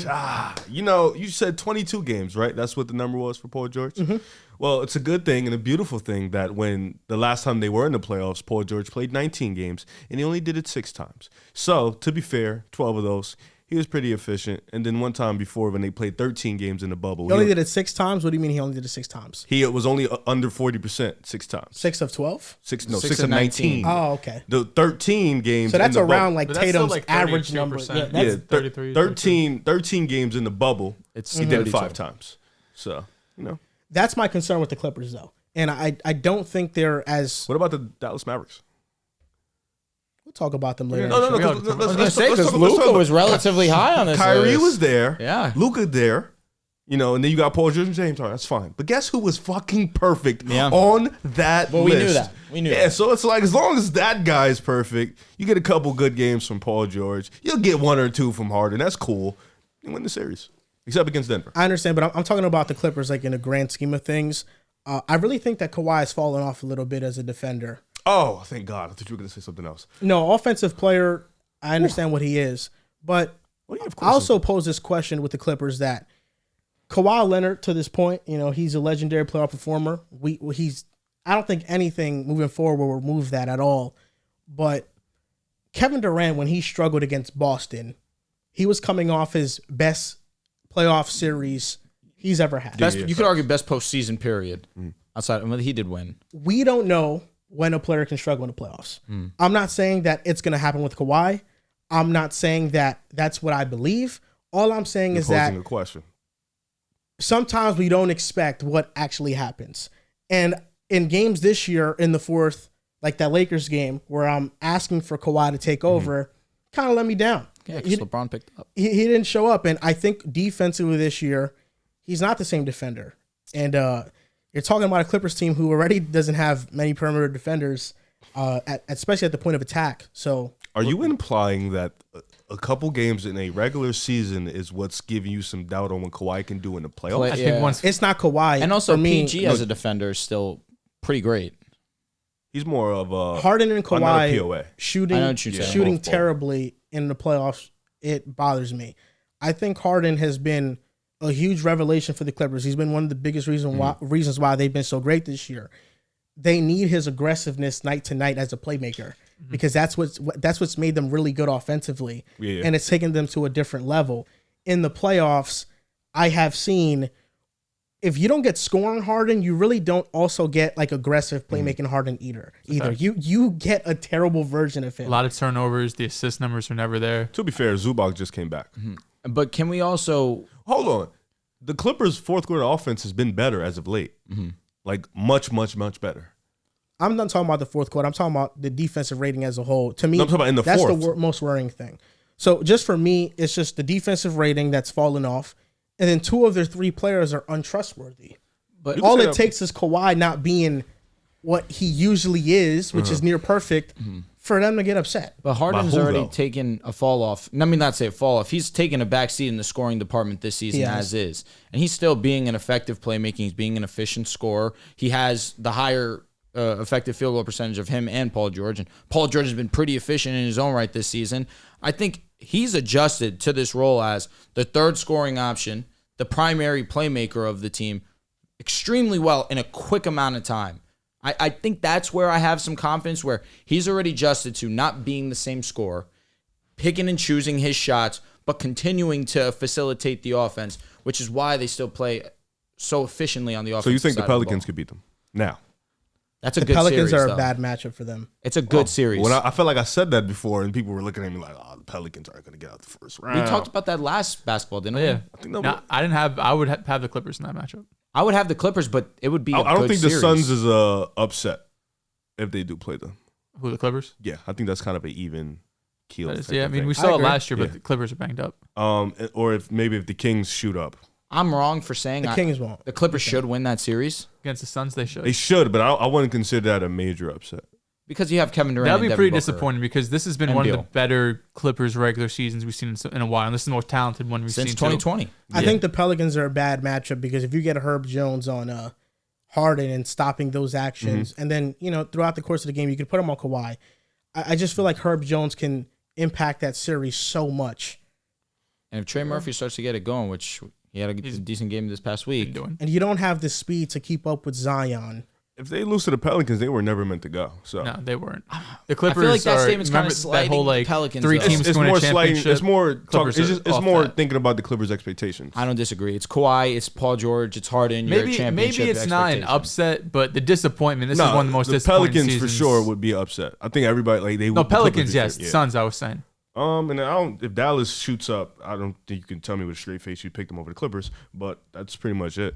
So it'd be like the Suns or Lakers? the Pelicans. I don't think you guys would get all the way to 5. That'd be dope. Oh no, that would be fucking awesome. But no, But Where things stand, the Clippers are likely facing the Suns or the Pelicans in the first round. I'm here for it. or the Kings. That's a fun matchup. Yeah, I would love either one.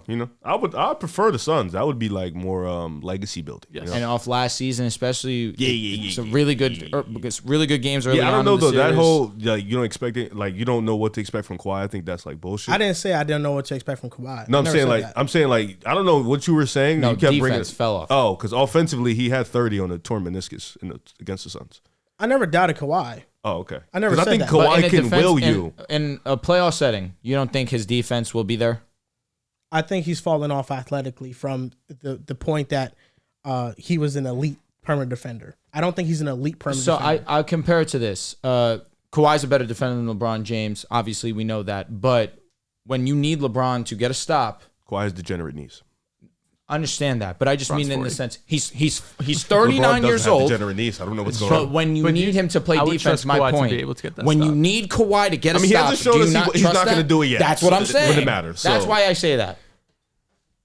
The defense is falling off for me. In the regular season, Oh, for you're sure. just standing In the 10 playoffs, on that. I So don't. playoffs, it's The not going to playoffs matter. has not. No, fall, in we the have not seen playoffs, it fall I off yet. don't think the offense. I know he'll be elite. I'm expecting him to be elite. But the only point I made was that KD didn't have a bad playoff series until he had one, which was against Boston in that first round. And nobody expected that. I mean, I picked the Nets to win that series. You picked the Nets to win that series. So we clearly thought Kyrie and KD were going to go nuclear in that series. All I'm saying is that Kawhi is what this team banks on. And if he unexpectedly doesn't perform at the level that we're always accustomed to him performing, this team has upset potential because Paul George and James Harden are wildly inconsistent. I mean, you can say that about the top 2 teams in the West, though. About OKC and about Minnesota, Yeah, if Minnesota offense does become competent, then they're cooked. I agree. Yeah, same thing with the I agree Thunder. with So, them. it's, Yeah. it's the same thing. I You can say the agree same with thing. that. Outside of Denver, really, you can say the same thing. I don't think that Kawhi can shut down a player for an entire game. No. I feel like He doesn't need to. in a couple possessions, can he? That's all I can. hasn't that's done all I that. ask. we're That's asking where him I'm answering your question. In a couple possessions, I think he could play solid defense for sure. But I don't think he can shut down elite offensive players. I also think that due to how much offensive responsibility he has, that's will. why he can't do it. He's only locked. Plug him in for the fourth quarter on defense. Then you let him go free. Yes. He hasn't. Ty Lue's not going to put Kawhi on the toughest defender. I mean, unless they're going to try to get him not some to start a switches, game. but He'll do it for like 1 or 2 games of a series. Like, how many times have you told me that in that series versus the Mavericks? 3 times. Quarters 1 through 3, Luka was getting whatever he wanted, but in quarter 4, that's when Kawhi decided to step up to the plate, and that's when we saw Luka at his worst. Because we understand. I mean, also that was a couple years removed, but we know when it's crunch time, there are very few defenders. Even though you're right, he's not the same athlete that he once was. When you need him, I still trust that Kawhi can get multiple stops. All year long, every once in a while, we have tried to dissect the top 4 teams in the West. Who's going to fall off first? And Minnesota just suffered a huge injury. So by default, It's the real upset. it feels like things are going in the opposite direction for them because of a huge injury to an all-star level player. True or false, Timberwolves are a first-round exit after Cat's injury. I don't think it's that easy. I'm gonna take the cheap way out. I'm gonna go wait on matchup. and say it's matchup dependent. It is matchup dependent. If it's Who's the best matchup and worst matchup for them? So you got Warriors, Lakers, Kings, Mavs. So Let's I'm keep it just there. asking The this playing question teams. in this way. Mm-hmm. I want you to answer it, all you guys, in these 2 ways. okay. If Cat is hurt, true or false? If Cat is healthy, true or false? If Cat is healthy, I'm gonna say false. They should be able to move on to the next round. If Cat is unhealthy, it is matchup dependent. So I will go and say there is some truth to that statement. I think the best matchup for them would be the Kings. I agree. The worst matchup would be the Lakers Suns. because okay, Suns is fair. Suns is definitely one to look at and say that's Suns not are a great 6 right matchup. now, right? But they are. No, but they can fall to They seven. can fall. That's true. They can fall. But I also They're only a half game up. I'll also say the Lakers because of Anthony Davis and that matchup with Rudy Gobert and LeBron James. Does of Cat course. change that series for you at all? In your mind? Like if he played, would you still pick the Lakers? Please, It's I a want tough, you to sit I know in that's an unbiased that's seat. really a tough one for me because I do firmly believe that we can give them a really great series. We can contend for that one.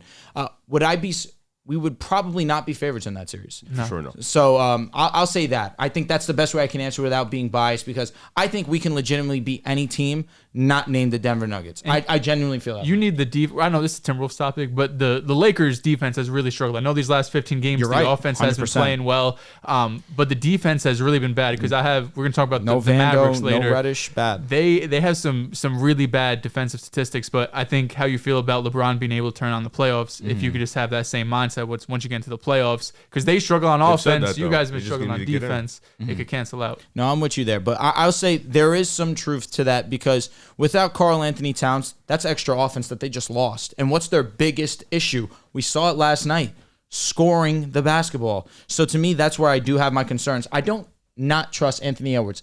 I believe Anthony Edwards is going to show up to the moment and play high-level basketball. There's no doubt in my mind there.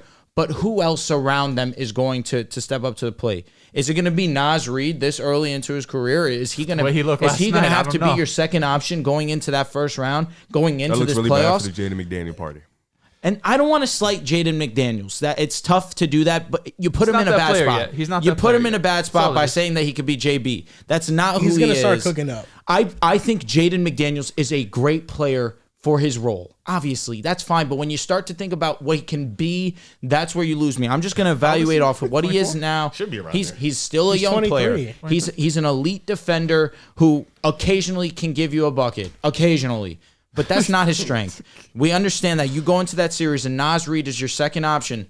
That's where people can have genuine concerns. And that's not a slight to Naz. It's just understanding that, hey, you're probably going to, it's 23, that's how old he is. But and going into that series versus the Lakers, your second option is Naz Reid, but the Lakers' fourth option is Austin Reeves or D'Angelo Russell, and that's a better option than your second option. So that's where I kind of have my concerns. You know, I understand. Naz Reid's a better scoring option than Reeves and D'Lo. That's my statement. In a vacuum, you're not wrong. But in a matchup against Minnesota, you're talking about Nickeil Alexander-Walker or McDaniels being on one of those two. So who's on LeBron? McDaniels. Is McDaniel? I would put McDaniels on LeBron. He's a little small. And I would put Nickeil on Reeves or D'Lo, and then you could put Ant-Man on the other one. Probably put Ant-Man on D'Lo. And then Gobert and AD. Has to be. I mean, Yeah. No, of course. Yes. I feel great about That's that. why I don't love that matchup for Dallas either. I think that'd be a really tough matchup. You got bodies to throw at Kyrie and Luka, and if you're able to knock those two off their game, I don't trust those other parts. like I around think them. Naz Reid could have a better series than D'Lo and Reeves because of the defenders Minnesota could put on those guards. But then the thing with Nas is we could probably put Rui on Gobert or something like that along those lines, and we could put AD on Nas if he really is that much of a problem. There's that. Yeah, that's the But then answer. you're taking AD away from the rim. Yeah, that's definitely not No, ideal. my point, I'm just saying, I don't want to start an argument. I'm just saying that in a vacuum, those players might be like better offensive players than Naz Reid, but in a series, they might not be because of the matchups they're going up against. They're not easy defensive matchups. No. And listen, we're talking about the best defense And in Naz the Reid league. will be coming off the bench. Yeah, the fact they're starting Slow-Mo over him. I don't know how long that's gonna last. Slow-Mo's been playing decent ball though. He's fine, It's but just Nas is he's better. I feel like you can only do this for so long. Just Even regular Kyle season. Anderson out there, because their offense can't has been shoot. has been You really can't bad. I mean, on the season, their offensive rating is 115. Since the All-Star break, it's dipped to 110, which has been bottom 7 in the league. Prior to last night's game, in the 2 games without Cat, 2 games sample size is nothing. It drops to 103. So I mean, we're talking about one of the worst. Losing Cat is tough. It hurts their ceiling for sure. Like if you ever had a world where the Timberwolves could go to the finals or the WCF, it involved Cat. Like Cat would have had to been there. He would have been shooting 40% from 3. The efficiency he's been doing basically all season long and Edwards, for how great he is and been great in the playoffs, 100%. I get all that. He could have moments too where he's not going to be the most consistent 9 and out. We saw it last night. Let's go. The thing with the Timberwolves, Let me ask you a question. That stat didn't accrue the Lakers game, I'm assuming. the play-in, no, because it's playoffs. Even though Play-ins go aren't home. charted. Yeah. Yeah, play-ins aren't charted at all. But I don't disagree with you. I think Anthony Edwards, ironically, struggles with something Tatum struggles with. That's pull-up shooting. That's in the mid-range. Yeah. Edwards is not a good mid-range shooter, not even an average one. He's below average. And the 2 type of shot types that he takes, which this as of right now, this is Anthony Edwards' 3 things in how he scores. He goes to the basket. He has a jump shot, whether in the mid-range 3-point shot, just a jump shot, and fadeaways.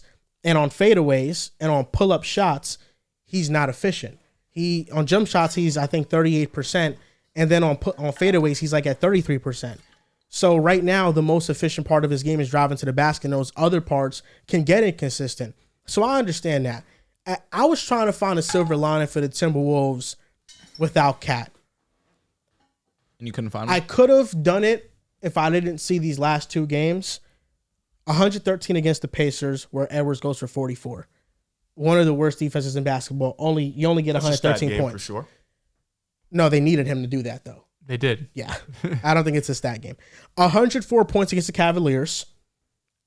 He struggles. They got there because of OT. And Naz Reid had an 7-11 out-of-body 34 performance point game. He was hitting shots in the very few Why he shots they hit in the struggled? 4th quarter and overtime. What's a combination of things? What's the one though? If you want me to mention Isaac what's the Okoro, number one thing? I'll though? give you the satisfaction of You were saying watching the game, I hope, so you saw what was Isaac going on.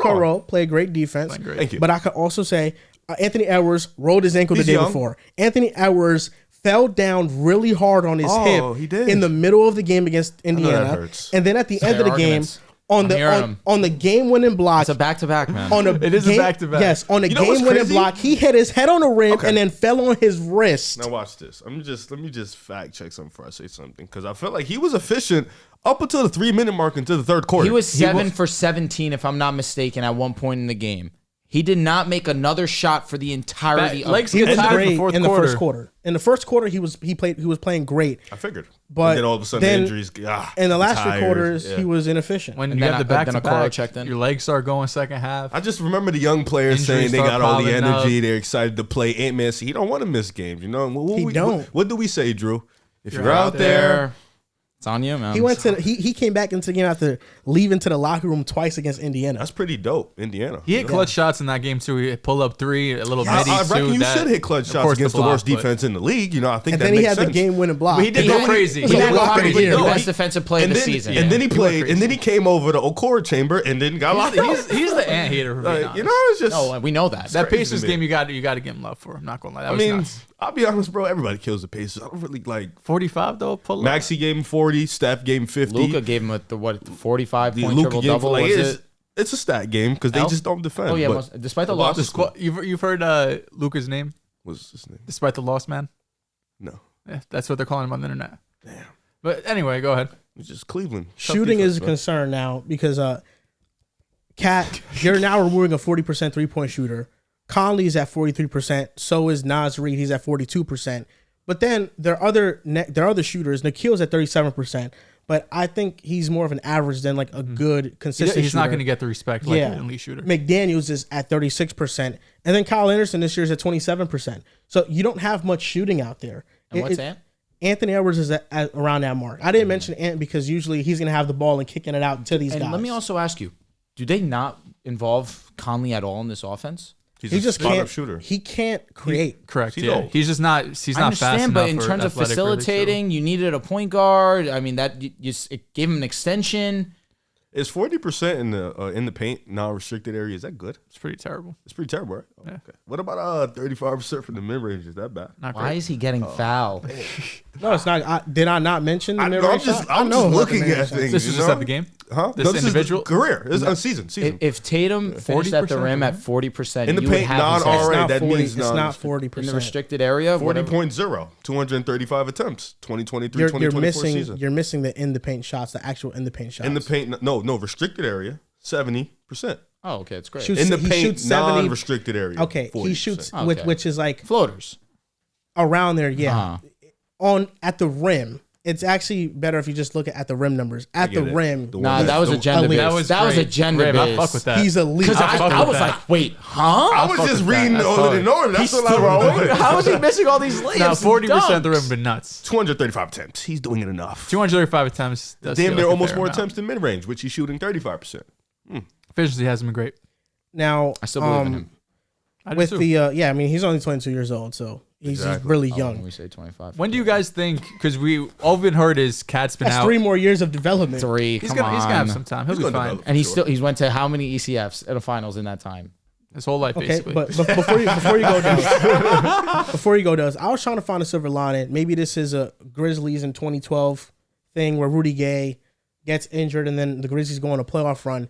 All of the Timberwolves' best lineups that don't involve Cat, Terrible. they're good lineups.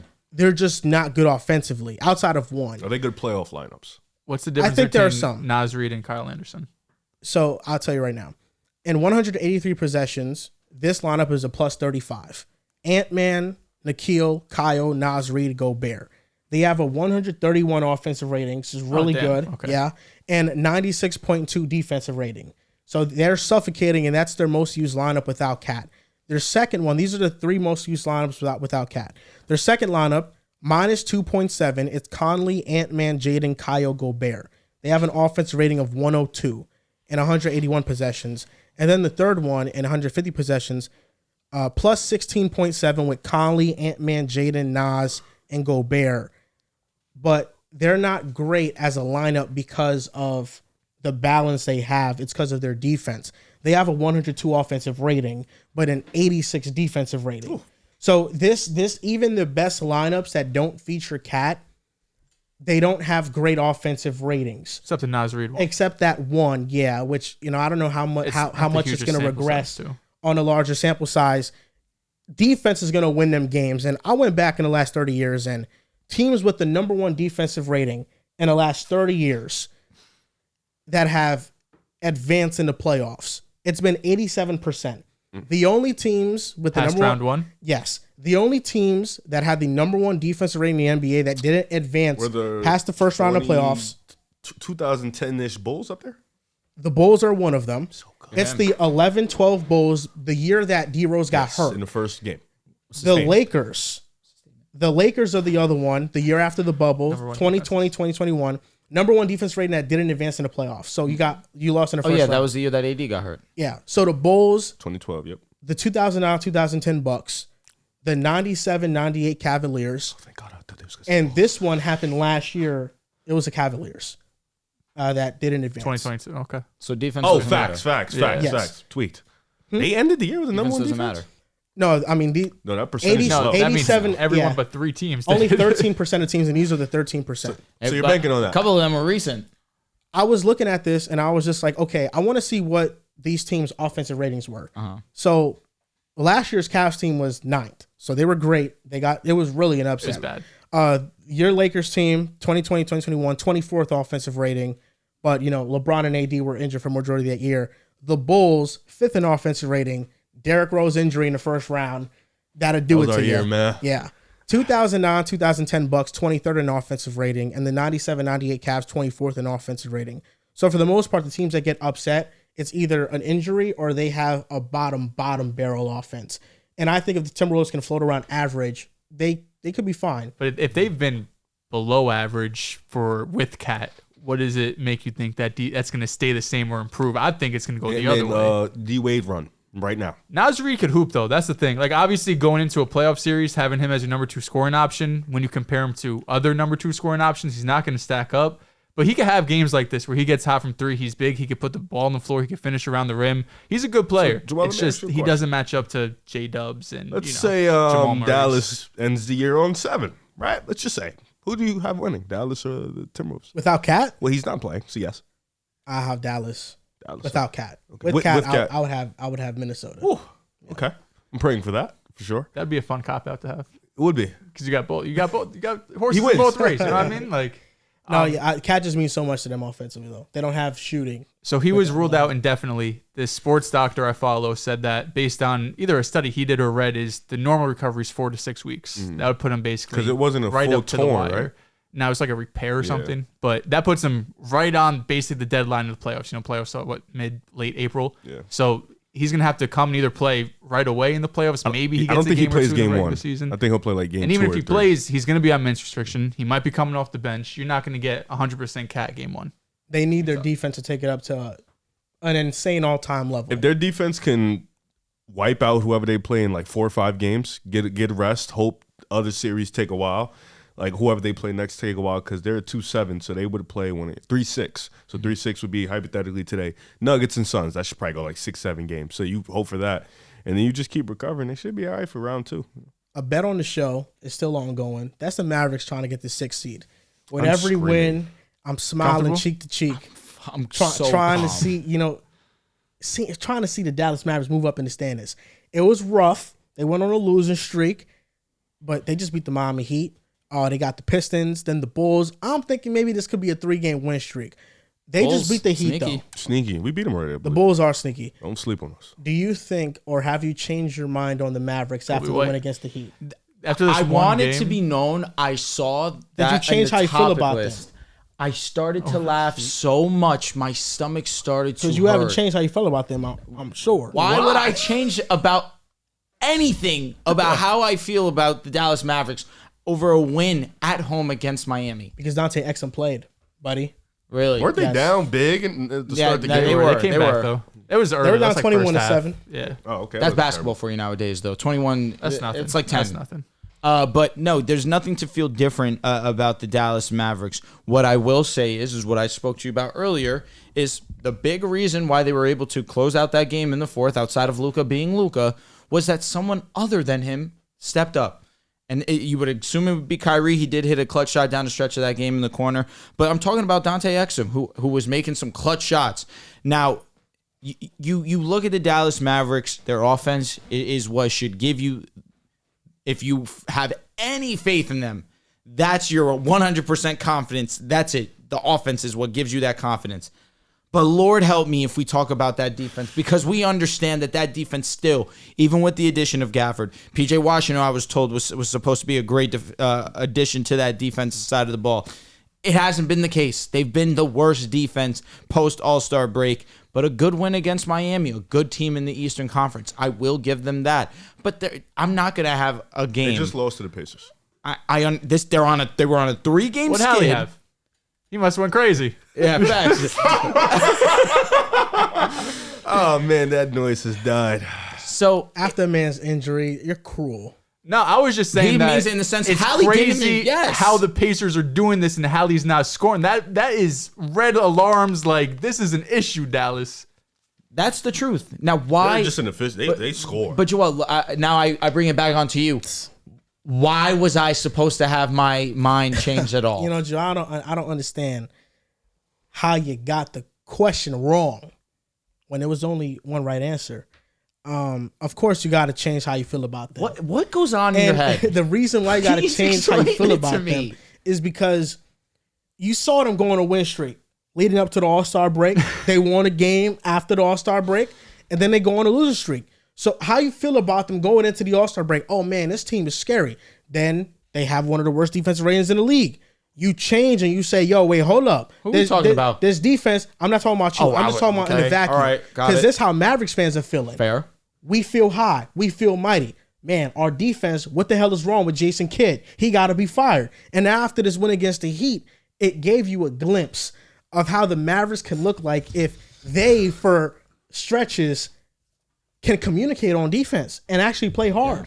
Because the Mavericks issue, I don't think, on the defensive side of the ball is they just don't got the guys. I think Luka can't, he will not be a perimeter stopper. He's know a that. bad defender. Kyrie, he not going to be that. We know that. But the issues with the Mavericks defense are elementary. It's effort issues. It's rotation issues. But brother, this is a season long. Like they March. are bottom 8 defense on the season. But they've had stretches where they were great defensively. They've had stretches. But And I'll more give often him than that. not, they've been a bad defense. The last 5 games, they've been the worst defense in the league, and it's not even close. Their And defense that's rating why- of 125. The team in 29th is at 120. It's the Lakers. And that's actually. why it's frustrating watching them, because you know how they can look, but they don't look. They gave up that way. 125 How do to we the know Raptors. what they can look like? It's been multiple seasons in a row. This defense has been ass. What do you mean? Just 2 seasons ago, they were a top 10 unit. They on had defense. different players. Brother, Who? Brother, It's so different. Brother, Brother, DFS. brother, Jalen Brunson was on that team. We're talking about defense. The We're Raptors talking about scored defense. It was so 125 long ago. points Hold on them. up. He just mentioned Jalen Brunson was on that team. We talking about defense. No, but bro. that's how long ago that was, bro. It feels like Jalen Brunson's been on the Knicks for like 5 but that years. wasn't long ago. He just It's closed. just But bro, Good shit, it's a Joel. completely different 2 team. The seasons ago NBA is is long different. ago. That's All not right, long ago. so- It's 3 years ago, realistically. The defenses that I'm gonna clean it. No, 2. Because 2 years ago they were in WCF. No, that was 3. No, That it was was 2. 2. You're right, He's you're right. talking It's two playoffs ago, I guess. Shout out to Cleveland After this Glass. playoff, so it's not. These gonna are happen. these are the 3 years. defenses that they performed highly at or elite at. Just half court points per possession, points per play, stuff like that. So the last time they had an efficient defense, a lockdown defense, was on February 14th against the San Antonio Spurs. And then before that, the next game was February 12th. Sorry, what stat are you looking at? Against the Washington Wizards, cleaning glass. Oh, okay. yeah. Defensive rating. Yeah, and then okay, their best win, their best performance against OKC, February 10th. That was right after the game before the game That's after the All-Star that's break, when right? they smoked OKC. Yeah, that was a Heat huge fire. out That of was OKC. after the PJ trade. Yes. Yes. So Oh, after the their trade last deadline. elite defenses have come against Spurs, Wizards, and then OKC, the only respectable. You said elite defensive performances? Yes. Okay. Well, I would expect that because, I don't think this team is an elite defensive team, even if they have effort. But even in the Miami game, they had a middle of the pack defense. I'm just really, that's all I'm asking for, though. I'm not asking the Mavs to be a top 10 unit. I'm just asking them to be average. If they can be average, And against the Heat, they can be a team that, yes, they're a dark horse in the West. If they can move that defense But to we be haven't average. seen that. Quick question. 7 games you're gonna need that for. Or we guess I'm 4, just gonna go back to this. realistically, If Minnesota was healthy, right, and let's say Dallas's defense just magically started Oh, to play defense, man. who would you pick? Riv, I hate that you're doing this to me on the Right, show. who would you pick? You know, I really hate that you're doing this to me on the show. let's say Dallas defense just gets to that middle of the pack ground, and the Minnesota teams were We're healthy. just Who would you hoping for take? shit. My goodness, man. Who would you take? Dark horse? Yeah, this is He your had to dark take a horse. sip of water to You're give telling himself me I'm getting a month of Mavericks defense that has been good to average. And let's say Cat magically is just amazing. He's back to health. Who would you But take? he's amazing, or he's just healthy. He's healthy as hell. Okay. He's I would not ta- rusty. I have more hypotheticals. I would take the Mavericks, and now we're going with 3 cop outs. Dehls is counting. He's counting right now. Okay. The first one, Oh if my Cat God. plays, they win. If So you Cat gotta know your Dallas is hill. off, they lose. If the Mavs the defense, Mavs defense is back. good and average, or Dallas arrived wins. maybe because it's never So you're been counting here. on that Dallas agenda. No, You- look, you I locked in. really think that Dallas is just an effort issue, though. You're really gonna die on that hill. Respect. No, good for you, man. Dallas is just good for you. Dallas is just an effort issue though, for sure. Kyrie, Luka, and Exum when they share the court together, it's been 134 possessions, 137 offensive rating, 105 defensive rating. Not a huge sample size, but I'm just saying Dante Exum, when he is on the floor with them, it gives them somebody else He should be playing that more. can dribble, and that's huge for them. So no, yeah, after that Miami win, especially when I seen Luka go nuclear on Jimmy buckets, oh man. And it's funny because Jimmy was locked in too. I felt differently after that shot. They did elite that bad. defensively at the rim last 4 games. No, Derek Lively, Gafford, that makes sense. But more on the perimeter, they've been garbage. But to your point though about who they had 2 years ago, it really was just DFS. Because Dinwiddie was there, but then Bullock. Dwight Powell was starting, Reggie Bullock, Maxi Kleber. Dinwiddie, yeah. That's not bad defenders. The 3 that you could point to are Bullock, DFS, and Kleber is a good defender.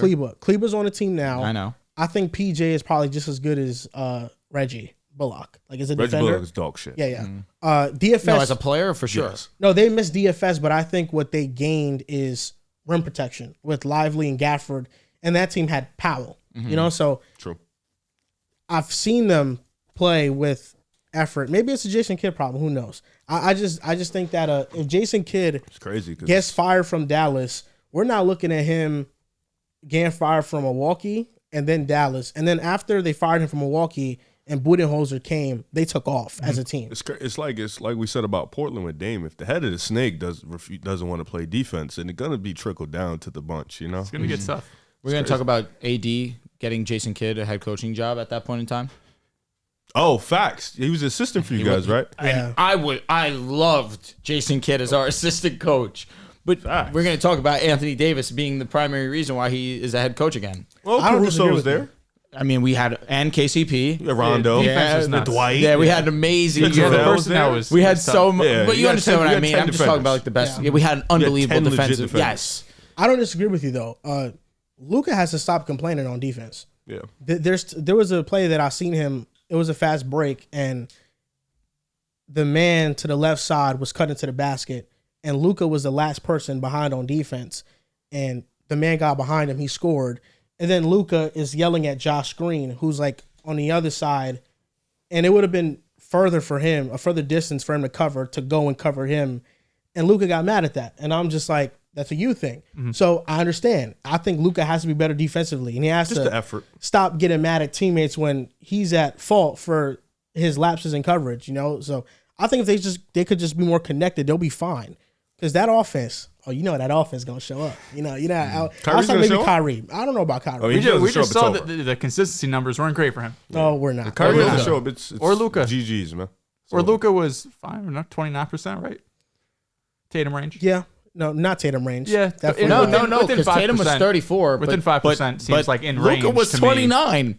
Within 5% That's pretty seems in range. I fucking don't know. close. Yeah, that's crazy. Yeah, but Luka's games aren't like 17%. Yeah, You know what it Brother is? puts up You know what 30 it is? shots. That he only had 5 games versus the Warriors as opposed to Jason Tatum 6. Not gonna lie, fucking probably half of those games, maybe 4 or 5, maybe all 5 run. No, to 40%. I think we looked it up. I think he had like 3 or 4 in the Warriors series. Yeah, alone. he did. Not great. Not a great look. Stinks.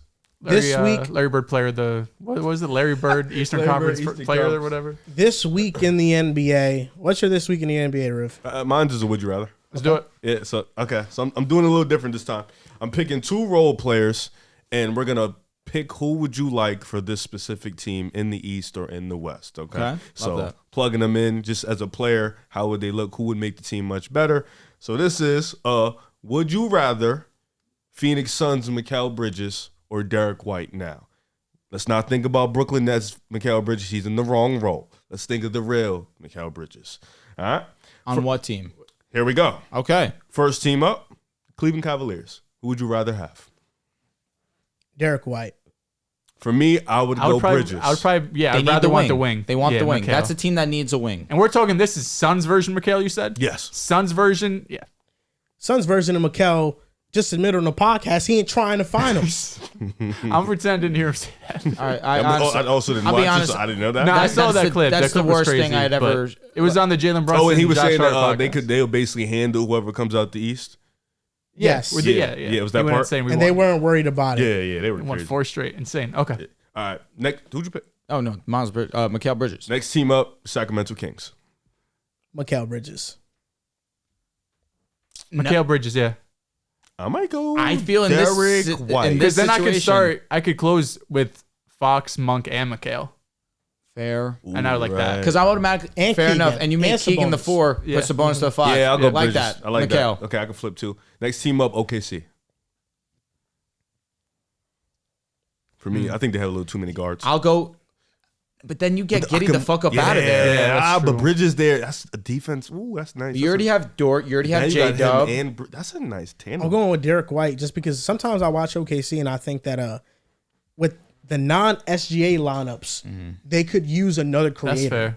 I'm going to go with Derek. Because would either of these players start? I guess over Josh Giddey. They I would think right now. they do. Bridges isn't this great rebounder, but he does bring a little bit more size. He is long. He's athletic. I think I'll go Bridges for this. Yeah, that makes more sense to replace Giddey. I'll go Derek White. Next team up, the Sixers, if they were healthy. I would go Derek White here because they need some size on the Yeah. perimeter. You know I would what I'm also saying? go I Derek mean, then you White could as also well. have a guy to guard whoever Maxey would, get another picked ball on handler possibly. in that regard too. I got Derek White. Next team up, they need both players. The Pacers. They do need both. I'm going to go with Mikal Bridges. I feel like I would put Derek White in this situation. I know we're going off defense, but he could also boost the offense Yeah. because of his. Also, Aaron spot Nesmith in the is team. really good. I kind of like what Aaron Nesmith's doing. I could have Derek White. I think I picked Derek It's a White. shame, there. man. He thrived after he left someone, man.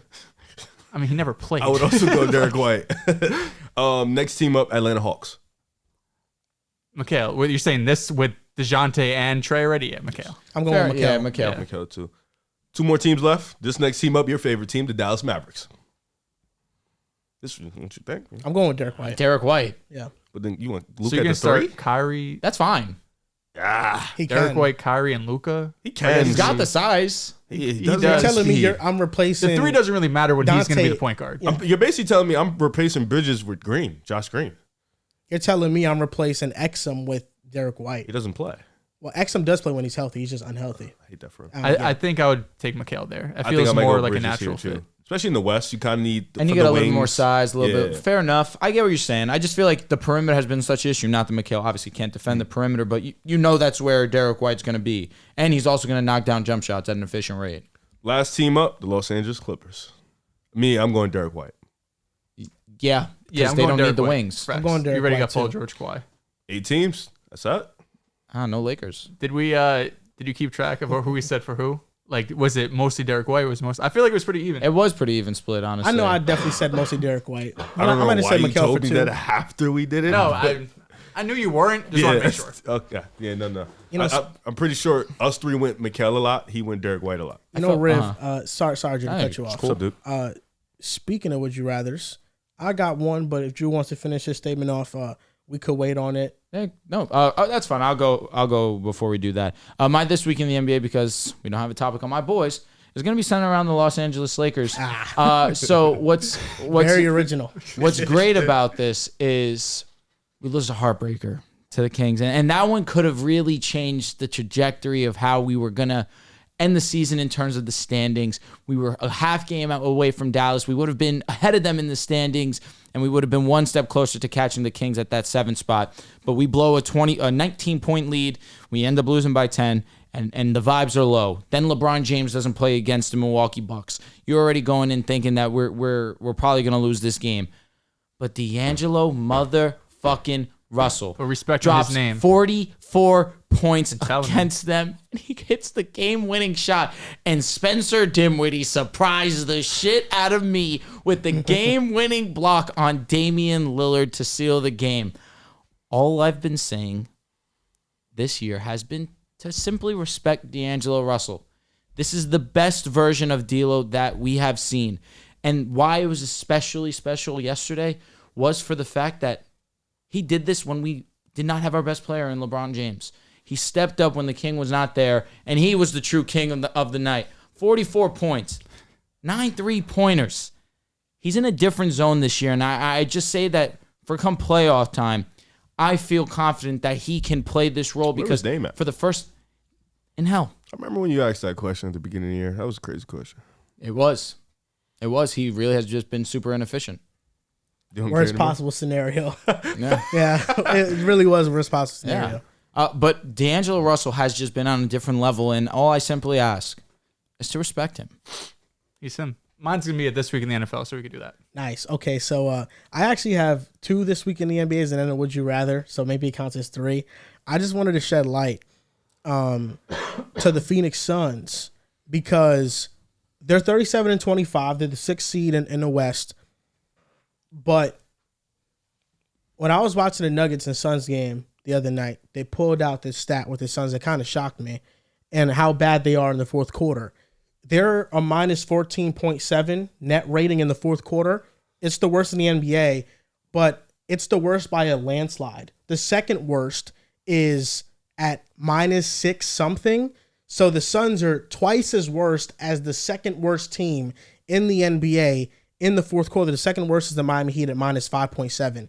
So the Suns are almost like twice or 3 times as bad. And they have 103 offensive rating in the fourth. 10 games this year, they have went into the fourth leading. And I was thinking to myself, if they won 5 of those, how much differently are we talking about the Suns? If they win 5 of those games, they would be 42-20, similar record as the Clippers, and a team that really has been unhealthy all year Clippers long. beat them twice. Yeah, I know, but I'm just saying, like, for reference, they would be competing for one of the top 4 seeds in the conference. It reminds me, like, what if the Warriors weren't piss water on road games last season? You know what I mean? What if we weren't choking? And what if they weren't choke artists? That's another probably one. Top 4 seed. And when you look at the best 5-man lineups, the best 5-man lineups this year, minimum of 500 possessions, Phoenix holds the 6th best, a plus 10.9 with Booker, Beal, Grayson, KD, and Nurkic. When they are healthy, they are great. And for the first 3 quarters, not only are they great, but they're an elite team. It's those fourth quarters that I really just believe if they can be average, they start to become in my good graces with how much leeway I'm giving them, because I think I've been a little bit too critical. The fourth quarter stuff really is concerning, but I feel like if you have KD, Beal, and Booker, you shouldn't be that bad in the fourth quarter at all. And at least against Denver, it wasn't in the fourth, but in overtime, KD started to finally hit shots, and they pulled away. And something tells me, really between OKC and Phoenix, I feel like they might be the 2 biggest threats to the Nuggets in the West. I think the Suns clicking on all cylinders offensively, they're the only team that they have the actual star power offensively to match Denver. Not the Lakers? Yeah, I don't have the star power offensive like the Suns. Against Denver, you guys are covered. You said star power. Yes, LeBron and AD. Uh-huh. I'm not counting D-Lo, bro. I'm not either. I wasn't even thinking D-Lo. Neither was I. Who am I counting then? He's Just thinking those Reeves, bro. 2. No, LeBron and AD. Just saying those 2. Well, KD, D Book, I think, are just as good offensively as those 2, and then you have Beal. Like, I feel like at their best, I think at their best, like offensively, going toe-to-toe, the Suns pose the biggest threat offensively to the Denver Nuggets, like going toe-for-toe, trading baskets for baskets. Down the stretch of games, though, They have Denver, not shown the you difference that. in the fourth I'm quarter. not saying Denver more than and the Suns. I just Phoenix wanted is us to be crazy. mentioned in that conversation because we do obviously have the star power. But I'm with you. The 2 teams you named are the other 2 names. I mean, you also have to respect the Clippers. I don't trust Paul George But and you Harden. trust Bradley Beal? No, I trust KD and Booker. Those are 2. But Booker you has don't also trust been Kawhi, Paul unclutch George, in and You moments. trust in everyone on OKC. I like Booker. He's been unclutch. I trust in SGA Why are they getting the And- benefit of the doubt and the Clippers aren't? because SGA is an MVP level player this year. Kawhi is an MVP level in the playoffs. Okay. And Kawhi's been amazing. But they this season. have they have the droppers in Harden. But you don't and even Paul know George. if anybody on the team is a dropper or a riser. I know. So they're operating under the basis of you don't know what you don't know. And wait, in Phoenix, Kevin Durant has been a dropper recently. He has been. And Bradley Beal, I don't a even dropper. know. He averaged 29 last playoffs. But was he not struggling? The efficiency wasn't what it usually is, but he wasn't trash. I didn't say he was trash. His last 2 playoffs, he's not been Kevin Durant. And it's definitely not what Paul George is when he struggles. The last one he KD he averaged 29, and the efficiency wasn't bad. Paul George's And also- WCF for him was like I was 26. going to say the last time we saw Paul George in a full playoff run, he was Last really year, he KD was was really 48% inconsistent in that from the playoff field. He was 33% against from three. against Utah. He was awesome against the not Suns. bad. he was the number one guy. and he blew it at the line. That's did, the but only he thing had that sucks. 35 He that did. game. He did. He was amazing. Well, why? So he blew it at the line, though. That's all that matters. No, according but to in you. terms of the Yeah, because for sure. in overtime, But he he won't be criticized the- KD off a Game But he 7 legendary won't be the performance. number one guy now. In that playoff run you're referencing with Paul George, he was post Kawhi Leonard. So in the Utah. Phoenix series alone, Now he struggled. in the WCF, 38% from the field, 34%, 25%. He had 3 games where he shot under 40%. Can you just say the other ones though? The other ones, Make me feel better. 43%, 75%, 40%. Jeez, 75. He really just had one game where he was like. And what about all world. Utah? Against Utah, 23% game 1, 44% game 2, 50% game 3, 45% game 4, 54% game balled 5, the fuck 41% game 6. Yeah, he did. And then the series before that, No, he wasn't good against against Dallas, 44%, 54%, 61%, 37%, 46%, 40%, 33%. He had a decent series. So, like, Last year, all I'm saying is that Paul George in that playoff run that people love to praise him for, he was wildly inconsistent. Last The year- only series he was great God. was I was the- looking at KD's numbers last He year. had 2 efficient games. The first round, he was insane. He was at 47% or higher every game. But then against Denver, it was 63% game 1, 37, 39, 58, 42, 42. It's the same as Paul George. No, Paul George was less efficient. Paul George had a 25% game, bro. What are you talking about? How many shots was that too? Paul George in the WCF, 10 for 26, 10 for 23, 9 for 26, 5 for 20, 15 for 20, 6 for 15. Kevin 5 Durant- for 20 KD stands had out. 2 games over 42% last year. The against 5 for Denver. 20 is the one to bring him down. Kevin Durant was 12 Paul for 19, George had 10 2 for games 27. too. Kevin Durant was 12 for 19, 10 for 27, 12 for 31, 11 for 19, 10 for 24, and 8 for 19. They both have not been this Kevin Durant's a great player. I'm not So disputing you that. trust but Paul George more? No, I'm not saying that. What I'm saying is I trust Kawhi, Paul George, and Harden. That's all I'm saying. I just trust Kawhi. I don't trust Harden or Paul I George. trust That's what I'm both of them saying. behind him. That's what I'm also I'm not with. trusting them individually. No, I'm not trusting them if they're the head of the ship. But if Kawhi's the head. Just like if Kevin Durant and D-Book are the head of the ship for Phoenix, I understand. But then you sitting there saying you trust that trio because of Bradley Beal? No. I just think him as a third option, scoring wise, and more in the playoffs, I trust more than Harden. Yes, I do. I don't know. Their fourth quarter issues offensively It's been all don't scare year. you. Honestly, on both sides, offensive and No, defensively. the Suns' fourth quarter issues scare me a lot, but I just kind of sit there and wonder, and I'm just like, what if it's not this bad? What if it's just a little bit better? But I get that, but we have like a 60, 70 game sample size I know, damn near but at this point. I don't. For me, So wait, why it's one of those. It's one of those for me, unbelievable stats because I just can't understand how. Do you think Tatum on will offense continue with to those be three the are that most bad? unclutch player in the league when he's shown you the last 3-4 seasons that he's actually been one of the more clutch players? In the playoffs? No, I think he should be clutch. Okay. In the playoffs, last 2 playoffs, the numbers show Gotta that get he him was there. clutch. Yeah, correct. So I think that he should be clutch. So let me get this straight. The Suns have shown you all year that their fourth quarters have been abysmal. Yet you just have faith. But the Clippers have just been struggling for probably a month and some change, and that's the one that's like, nah, I just don't see it. That doesn't make sense. No, hold up. You're giving With the Suns blind faith after they've shown with you the this Suns all year. With the Suns, they have went toe to toe with great teams this year. So have the Clippers. I'm not To be saying fair, they haven't. they are coming off one of their best wins where it was crunch time against Denver. They struggled in the For fourth sure, quarter, for but sure. overtime I'm just they saying, won. my original statement was firepower, mano for mano. I think the Suns pose the biggest threat to trade buckets with the Nuggets. That's what I'm saying. Firepower offensively, when they're clicking, is a different type. Are you basing that off last year's series? Devin Booker was nuclear. Yeah, and I think, Kevin Durant wasn't his most consistent, but, if they get an efficient Kevin Durant, now we're talking about, a team that can trade buckets for buckets with them. And that's why the Suns, the only thing you can point to, and I understand it's a big thing, is the fourth quarter stuff. But they have a top 6 lineup in the NBA amongst 5-man lineups. They really haven't been healthy all year long. And to me, the fourth quarter net rating is so terrible, but really, it shouldn't be, is what I'm saying. With KD, Booker, and Beal, I am kind of expecting that to figure itself out. See, but it shouldn't be, but it is. Isn't that concerning? it's concerning, but I'm also looking at it saying like, I think this could get better because it shouldn't be this bad. Just because of their history. Yes, because I get that. Because like for the Timberwolves offensive rating is average to below average. There isn't anything I can say outside of Anthony Edwards going ballistic every single game for me to say that offense should be better. But do you worry about how Phoenix gets a lot of their points, where it's a lot of pull-up shooting, it's a lot of mid-range shots? Don't you think that since their best player, really their best two players, are so heavily influenced by their shots, that could be a reason why they struggle? Say 3. I think that's They'll a be big on there reason. too. But them getting Royce O'Neal and then Grayson Allen added to this team. But they've had Grayson Allen all year. Oh no, but from Royce, the three, yes. they have great 3-point shooting, and for me, when you have KD and Devin Booker going to the basket and a collapse in the defense, you're now leaving great shooters open. In the fourth quarter against Denver, they were terrible in the fourth quarter. Yeah.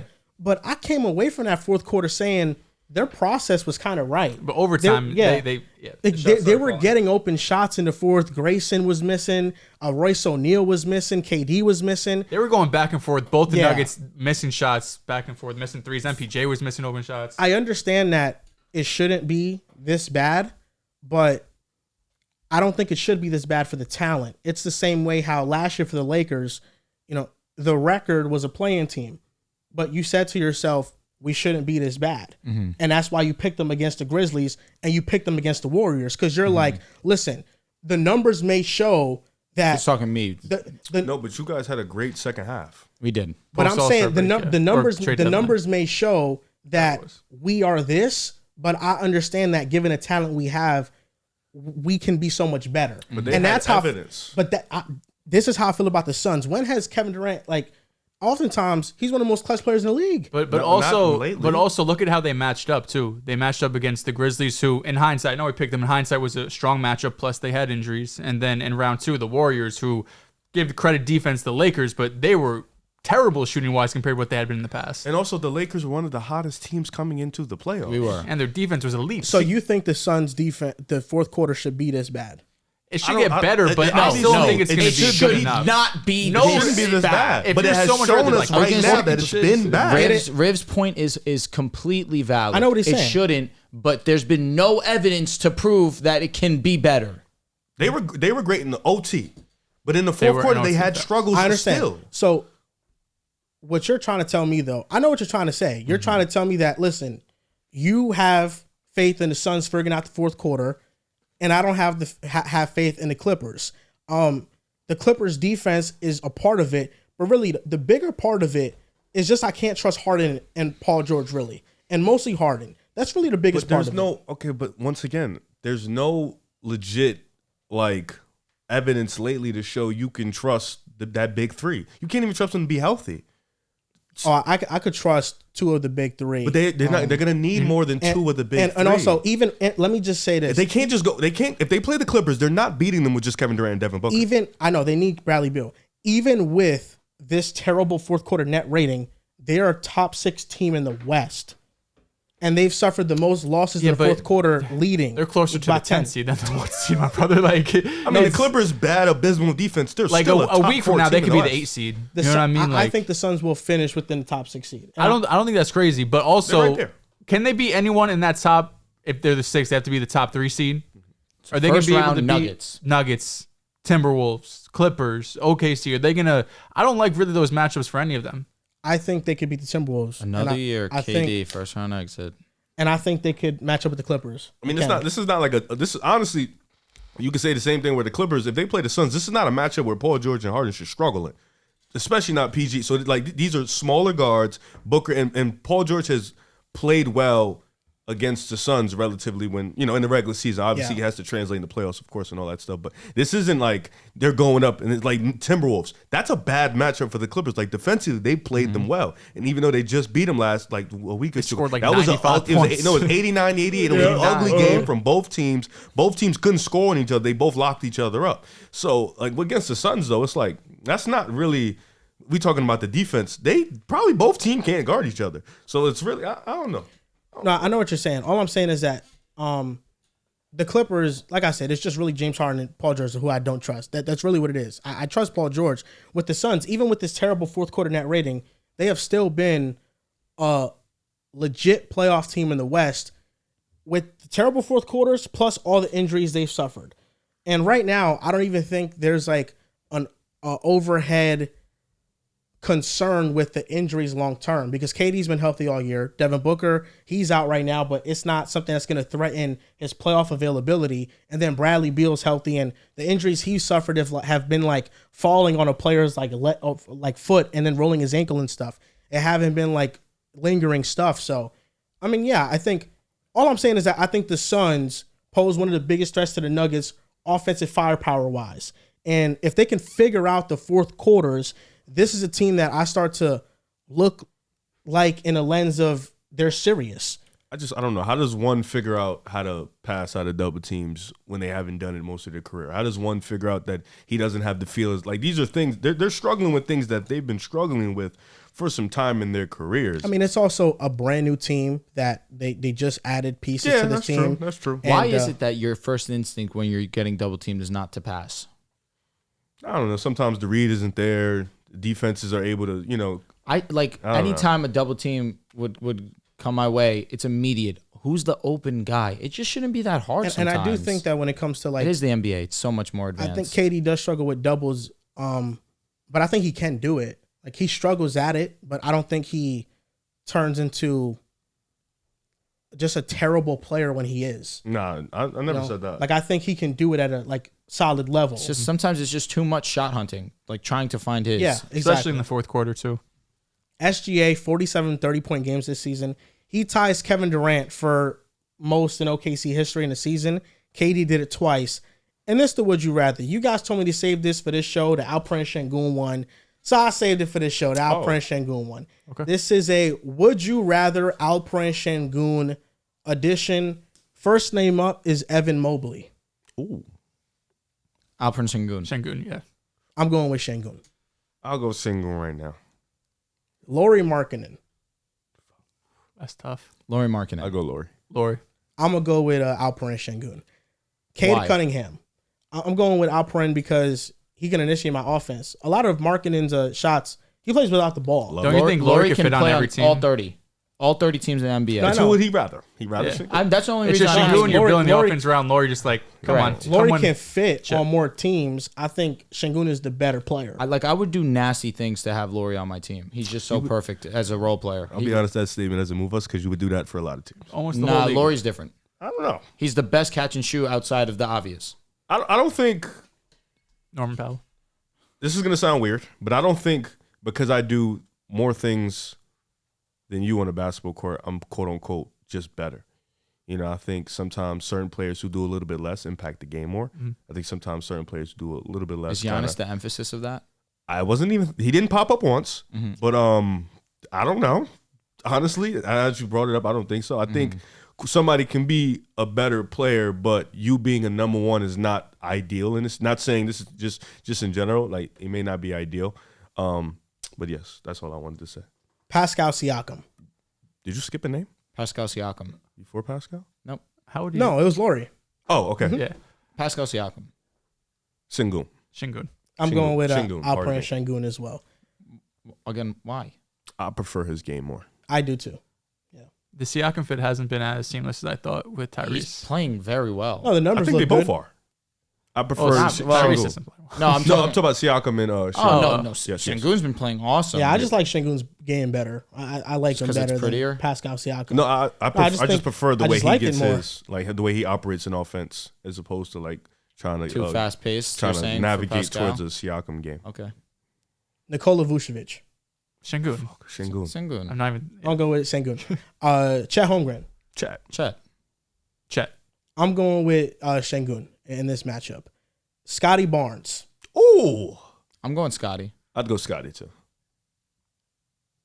That's tough. I know it's a weird one to say the would you rather, but I'll go Scotty. It's a good one. It's for the fact that they were in the same draft class. Yeah, it's a good Yeah, one. Scotty got the talent for sure.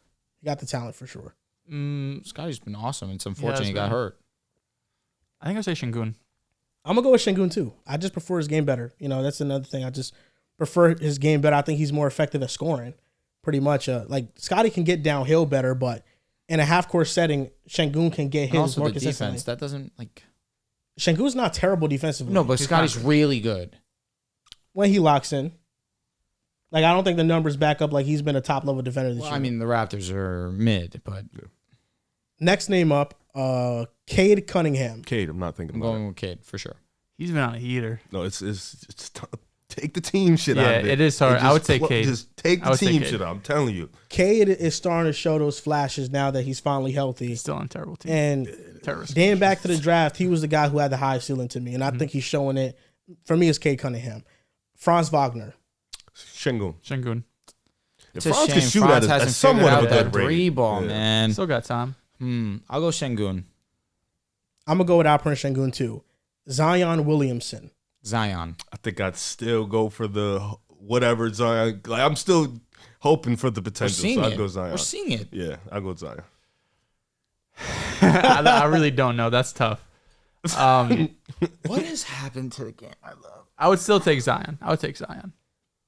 I would That's take close, Zion, though. too. That is close. Yeah, I mean, what are you talking about? Like, Yeah. is it like, does Sengun not deserve a seat at the table? Not with does. Zion. According to you, Laurie Markkinen, like, Laurie's What do you tough. mean? Laurie, I took over Laurie- Sengun. I know, that's what I'm saying. What do you mean? I think Laurie could fit more teams, but like, I think Sengun's a player you would rather build around. I more. do have worries about how you build a team around Zion. I do. I was gonna say, how do we build a team around Sengun? Like, what's our ceiling there? Let's He be could be a- realistic. he could I'm not be a- building around 80 or 70% of these guys. That's a fair Correct. statement. That's fair. Yeah, I mean, Sengun with shooters. What they're building now. Yeah, Honestly, I think I that's mean- the correct way to do it. So we're never gonna see them go to the playoffs. Wait, what do you mean? Bro, the whole team is young. They're one of the youngest teams in the NBA. It's like and they were Fred- They're waiting competitive. for the, like they're Fred waiting and for the Jeff. aim and jump. And that's When the it. aim and All jumps right, there. all right. If What's they up? were in the Like, Eastern Conference, they would easily be in the playoffs. I just want you to I know don't. that. I don't know about easily. You can't say stuff like that with In a ease. play-in race, yes. I don't know if Oh, they you had said if playoffs. they had an I'm East fine schedule. with that. If they had an East schedule and not the The schedule East to go where isn't every game's the terrible. West. It's some good But the teams. West clears, bro. The Rockets can't win road games. I don't disagree. So if they were halfway decent on the road, I mean, this is a team That's that. we're saying. But you're playing. You're but playing one like of the youngest teams in the league. There's a but I'm saying reason. they you're can't playing win on like the the road. Bulls and Pacers instead of the Mavericks and Lakers as 8 and 9 seed, bro. Okay, let's look at their road record because I don't think they can. No, beat it's any been team on the terrible. road. It's been terrible. But I'm They saying have 7 wins. Bro. They're an amazing home team that's also true. That's what's saving their grace. for sure. Because they beat the Suns on the road. Tyrese, and this team's going to be better They're waiting for the sooner end than we That's what expect. Yeah, matters, that's part of it. for sure. Tyrese, and he's like a 99th percentile defender, right? Yeah, bro, they're losing to the Grizzlies on the road. I don't think the East going Was to the be Ja strong. play that game? Throw The fuck Bucks up. lost the Grizzlies on the road, You're cooking. Did Ja play that game or no? or the Grizzlies were at home. Ja, no, he didn't play. Oh, he They didn't lost to play. the Raptors on the road. They lost to Atlanta on the road. The Pacers on the road. Yeah, brother. Yeah. They lost to the Nets on the road, bro. What are we doing? The Nets were scrappy at one time. Nah, this was in January. The end of January. October is like October. Yeah. Honestly, that was all I had. Yeah, nothing's changing for them. Yo, did you see that Jalen Green dunk? That was Yeah. crazy. Oh my You god! expected to have a kid. Yeah, shout out. Shout out to I Jalen Green. would have got caught too. I understand. Yeah, That's all I I'm get it. gonna say. I understand the I mission. understand, I Jalen. get it. She's old. She's like 48. 37. She- bro. No, she's in her I thought- 40s. I thought it was 37. Did you see that quote? Did she actually used to babysit him? I saw that. All right, if that's true, she I needs help. saw that, but I don't know if it's his true. friend. I think it was his Babysat friend. his friend, okay. Which is still a little weird. Look at her age. So I want to talk about this week in the She's NFL. 40, bro. The Denver Broncos Yeah. traded Jerry Jeudy to the Cleveland Browns. I didn't know if we were going to have a topic on this on Monday. Hate you. But just want to get your thoughts. 5th and 6th round pick. Rebuild seems to be starting here. The wide receiver core is mighty ugly for whoever comes and quarterbacks this team. I want it to be known I have two emotions. Extreme sadness that I'm not going to witness a good team for a while. It's You going to never be know, a though. while. It won't be this year no, for sure. The NFL could change so quick. It could be 2 years. I'll rephrase It won't be that. this year. I don't know when we're going to be good. I don't know. I have no idea, and I think that that's what's scary the most. I will say, the moves that we've made in the past week, I may not love them. They're smart moves. We have a clear direction. We're not good. We have to start from ground zero and build our way up. I love that. Losing Justin Simmons is a punch to the balls. But we have cap space now suddenly. We're out of that negative hell. We That's have 20, money. I believe. Yes, we have money to spend now to try and clean up a little bit of what is a messy roster. But at least we chose a direction, and I love that for us. Me too. But at the same time, Steelers should do that.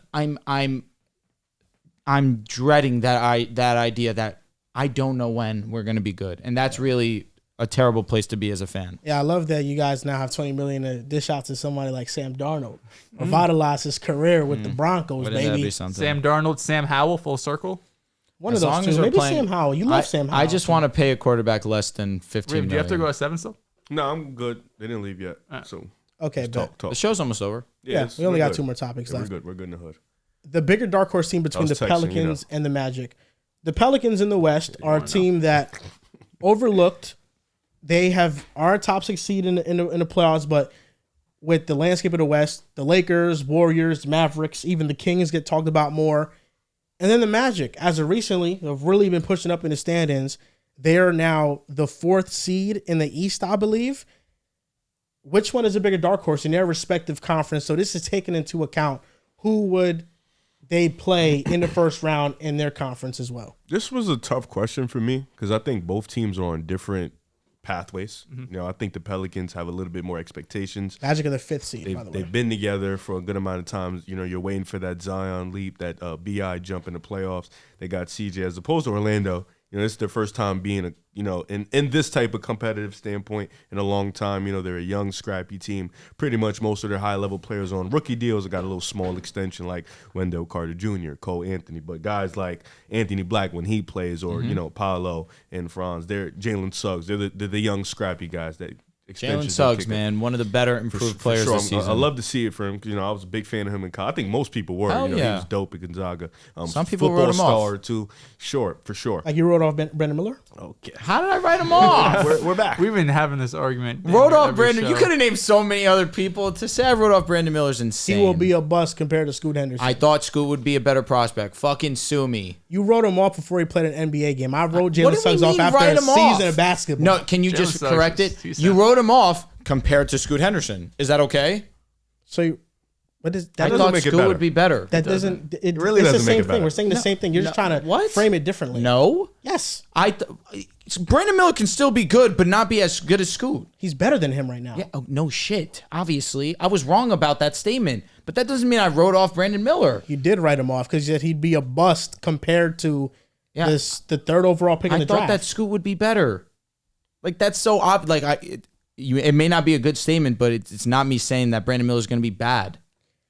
Dehls. Markelle Fultz will be a bust compared to Jason Tatum. Well, we What know the fuck does that mean? we know the Whoa. outcomes of those 2 Yeah. players. To be fair, we know the Whoa, what does outcome that of those mean? 2 players. How? Wait, you really believe that I thought Brandon Miller would be a bum?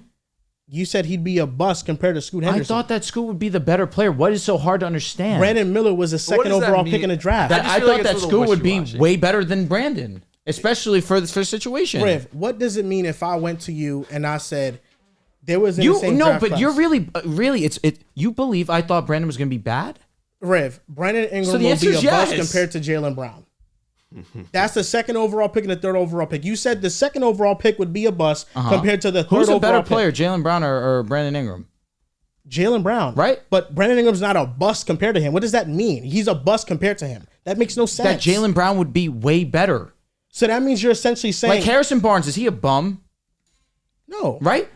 That's what. Imagine He was a that. 7th overall Right, pick. imagine not that. the 2nd. That's kind of how I thought it would be. Brandon Miller was the 2nd overall pick for a reason. The Harrison Barnes is a respectable player. Brandon Miller was the 2nd overall pick for a reason. It no. was not a reach. Oh, I'm not saying it was. and at the time, you overall- said he was a bust compared to Scoot I thought Henderson, Scoot was the 3rd overall solidified pick. number 2 pick. Okay. That and, it was a no-brainer. That should have been number 2. and you said he'd be a bust compared to him. Yes, because I thought that Scoot was the 2nd best prospect by far. So that means if Scoot is good, Miller is bad. If Scoot is great, Miller's just good. No, but That's what I that always means. thought Scoot would be great to elite.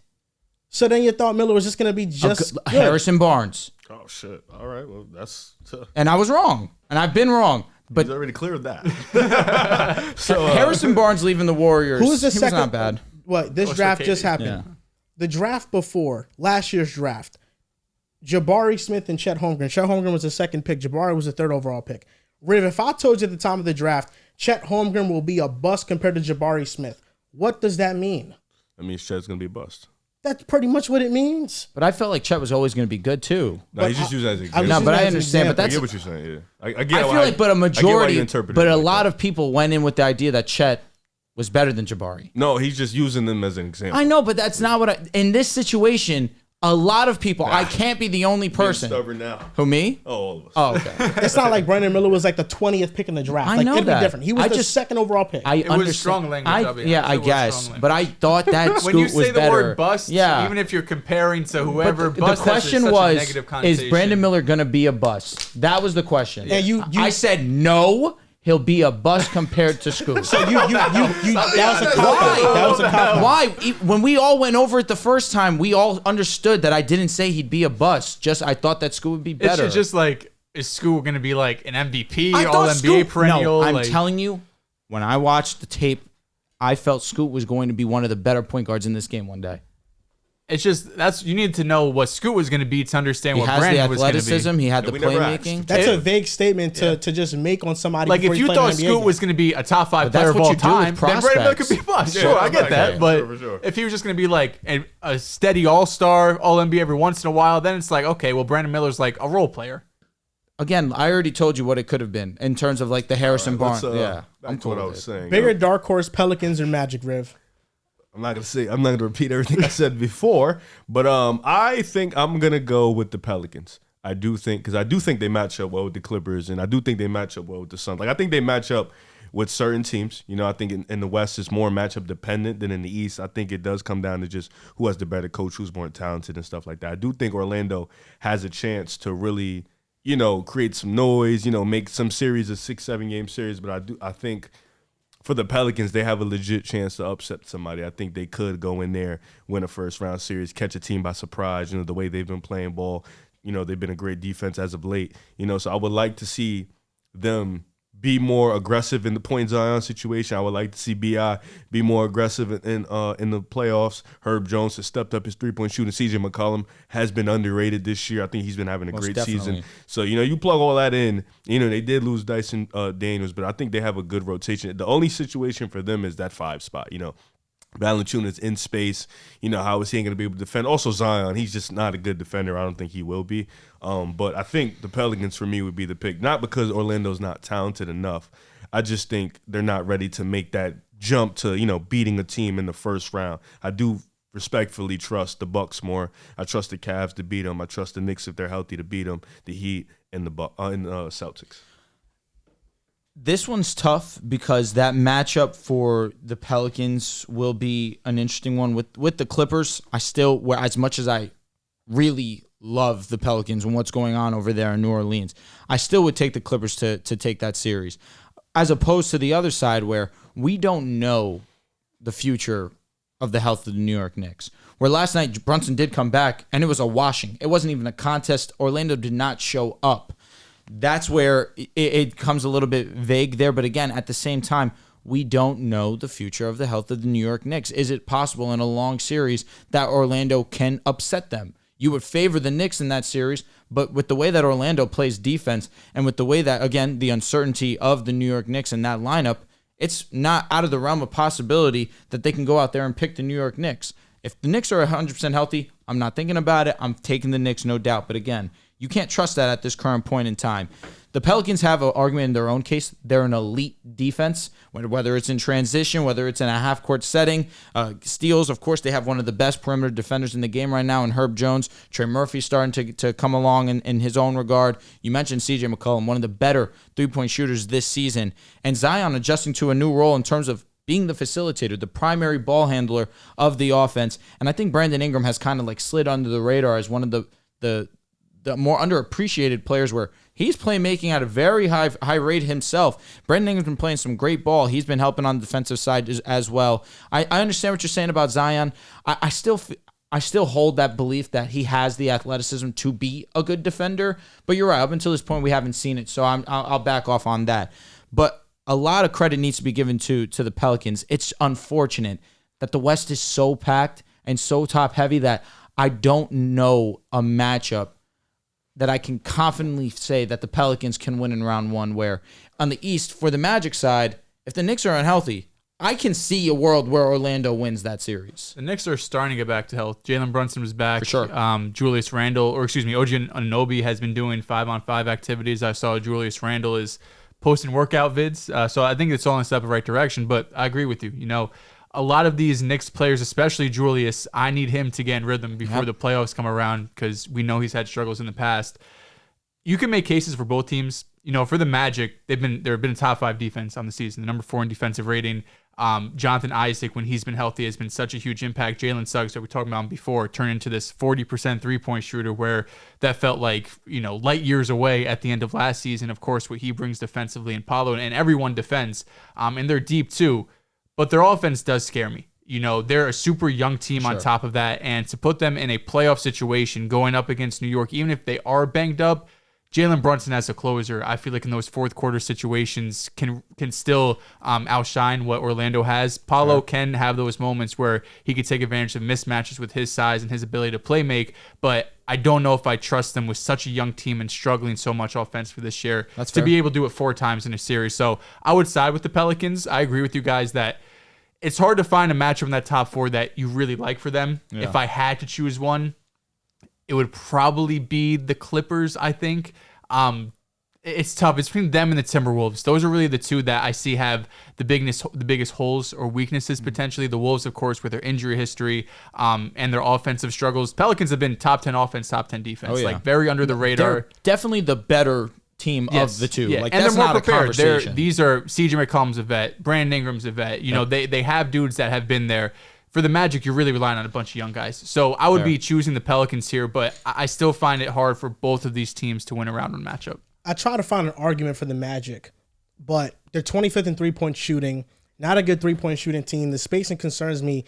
They have 2 of the top 10 lineups amongst teams that have 500 possessions or lineups. What's the argument? The same one that you would have for the Minnesota Timberwolves.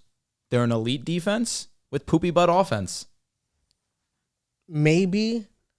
But the argument that I was trying to make was the East is weaker than the West, right? For sure. It is. But then I'm just like, wait, the Magic are going to face the Bucks if they drop to 6, the Knicks at a 4-5 matchup, or the Heat at a 4-5 matchup. Yep. None of those series I'm comfortable with. And I think, what you guys spoke about when in regards to the Pelicans, I think the Pelicans, had the West not been so loaded this year, they would be one of the most talked about teams in the Western Conference. Sure. And, it brings me back to what I said when I said the Western Conference is wide open. If you are a fan of any top 7, 8 West team, you could even bring it to 9, 10. It really doesn't matter. Top 10. He respected us. You can make an argument for every team advancing in the playoffs. That's how much talent there is in the West. What's the one team you can't? Respect them. The Kings are probably the hardest one to make an argument for. There is not a single. The Kings have the a lot of good the wins Warriors, this you can make an argument. The Lakers, you make an argument. Dallas, Suns. Dallas is a stretch. You can. You're just making an argument. Okay. You're not saying it's going to happen. So I would say just the Kings cap. Kings cap. The Kings but that's still 9 out of 10. Talking about 10 teams in the West that you're like, they could win a playoff series. In the East, it's really not so much. Like the Celtics, Cavs, Bucks, Knicks, Heat, and then Embiid is still unhealthy. But then you throw the Heat in there. Yeah, the East has half of those teams. So you don't think that the Magic have an argument? I think it's hard to make it because what the Knicks are when they're healthy. They're clear. The Heat, what they've done in the past, clear. And then Milwaukee is Milwaukee. And honestly, even if Julius isn't 100%, if you have Brunson and OG 100%, I think they could still beat the Magic even without. I'm with you guys at 100%, or even without Randall. But you give me OG. It feels like OG is close to coming back. I will still take the Knicks in that situation for sure. But still, where they remain right now, it's tough to trust. Who they play? Can you trust me? Who would they play? Who would the Magic play right now? Knicks. The Knicks. Okay. That's what I'm looking at. Who would they play? Like, could they play another team like outside the Knicks? Again, like Joel was saying, they could play the Heat, the Bucks. If the Cavs lose, like that would be a match. Cavs would beat them. Yeah, I think so. Yeah. No shot in hell we lose. Yeah, the West is just so competitive. Donnie's got to stay healthy. He'll be back. But the Pelicans, to me, they're under talked about. They should be talked about more. Most definitely. They're one of the great teams in the league. They're the most underrated team or most underappreciated team in the NBA. I agree. And when talking about like most improved players, I think they have one on the roster. And Herb? Yeah. I saw the MIP like odds. Maxi's a stupid favorite. Maxi's the favorite, yeah. Which you is see number 2? annoying. Kobe White. Kobe White. Kobe But Maxi's White like minus 500. is number 2. That's valid though. I know, but role players. You know, the thing I mean, the thing about gotcha. MIP is that it is an award that, you know, it's usually celebrating a leap into stardom. Yeah. I think Tyrese Maxey has done that. If I was just giving like my most improved players in a vacuum, not talking about those guys that are top in odds, Herb Jones shooting over 40% from 3, that is a huge improvement. I think Duncan Robinson has been one of the most improved players, because I think sometimes when we talk about MIPs, we're talking about players just getting more volume, so they're doing more. But I think these players have improved actually, like in weaknesses they had. Kobe White, I think, improved drastically this year. And then the fourth guy I would throw in would be Dante Exum. I think Dante Exum, for him to be out of the league, he's shooting 55% from the field, 49% from 3 this year, averaging like 8 points a game. Those would be like my most improved guys in a vacuum that I think nobody saw it coming, because like Jalen Johnson, opportunity. I was gonna say he plays But great. I One think you name say we that didn't with mention Duncan was Jalen. after you saw like the playoffs. You know, you had to expect that he'll get a bigger role. because this is year 3 for Jalen. Same thing with Tyrese Maxey. Like You know, Zubac, I didn't say his name. Man, respect. no Harden, he improved. Zubac's crazy. Zubac's improved, man. Zubac has improved. I'm not gonna knock you for that. What was improved though? What about It was Reeves? nice. He's been frying. throwing You him should in be there. saying D'Lo. It's only been 6 But in years. the total grand scheme of statistics, he hasn't been Those in year like improved. 50, bro. You said Zubac. But Austin Reeves has been uber efficient in the second half of the Remember, season. he killed y'all. Zubac? Yeah, When they beat y'all by 50. Like we beat you by 50. Yeah, we beat you in the finals. You'll never win this. Tatum Bro. couldn't have a beer. He wasn't legally allowed. He was. He stunk it up and went to go get a beer after stinking it up repeatedly. You're lying. It's tough, man. It's tough losing to a team, you know. Yeah, Steph was in the finals at 24. You know, what can you do? Oh, listen, Tatum doesn't have 4 rings. Yeah, he's not fucking about to retire. So Damn. One won't Ranking- retire a top 10 player. Huh? One won't retire a top 10 player. The other will. yeah, because Steph. Tatum's gonna be top 5. Oh, you think so? You're an idiot. Ranking the top 10 duos in basketball. I don't know how you guys did this. If you guys did it Bro, I by have pure like 13 talent, duos. if you did it by a combination of talent and winning, if you did it I by did mine by winning, fit and winning. So we know who you have won. You make me sick to my I did stomach. mine in a vacuum. These are the top 2 players. This is the duo that I would build a team around, and I think it gives me the best chance to win. That's what I do.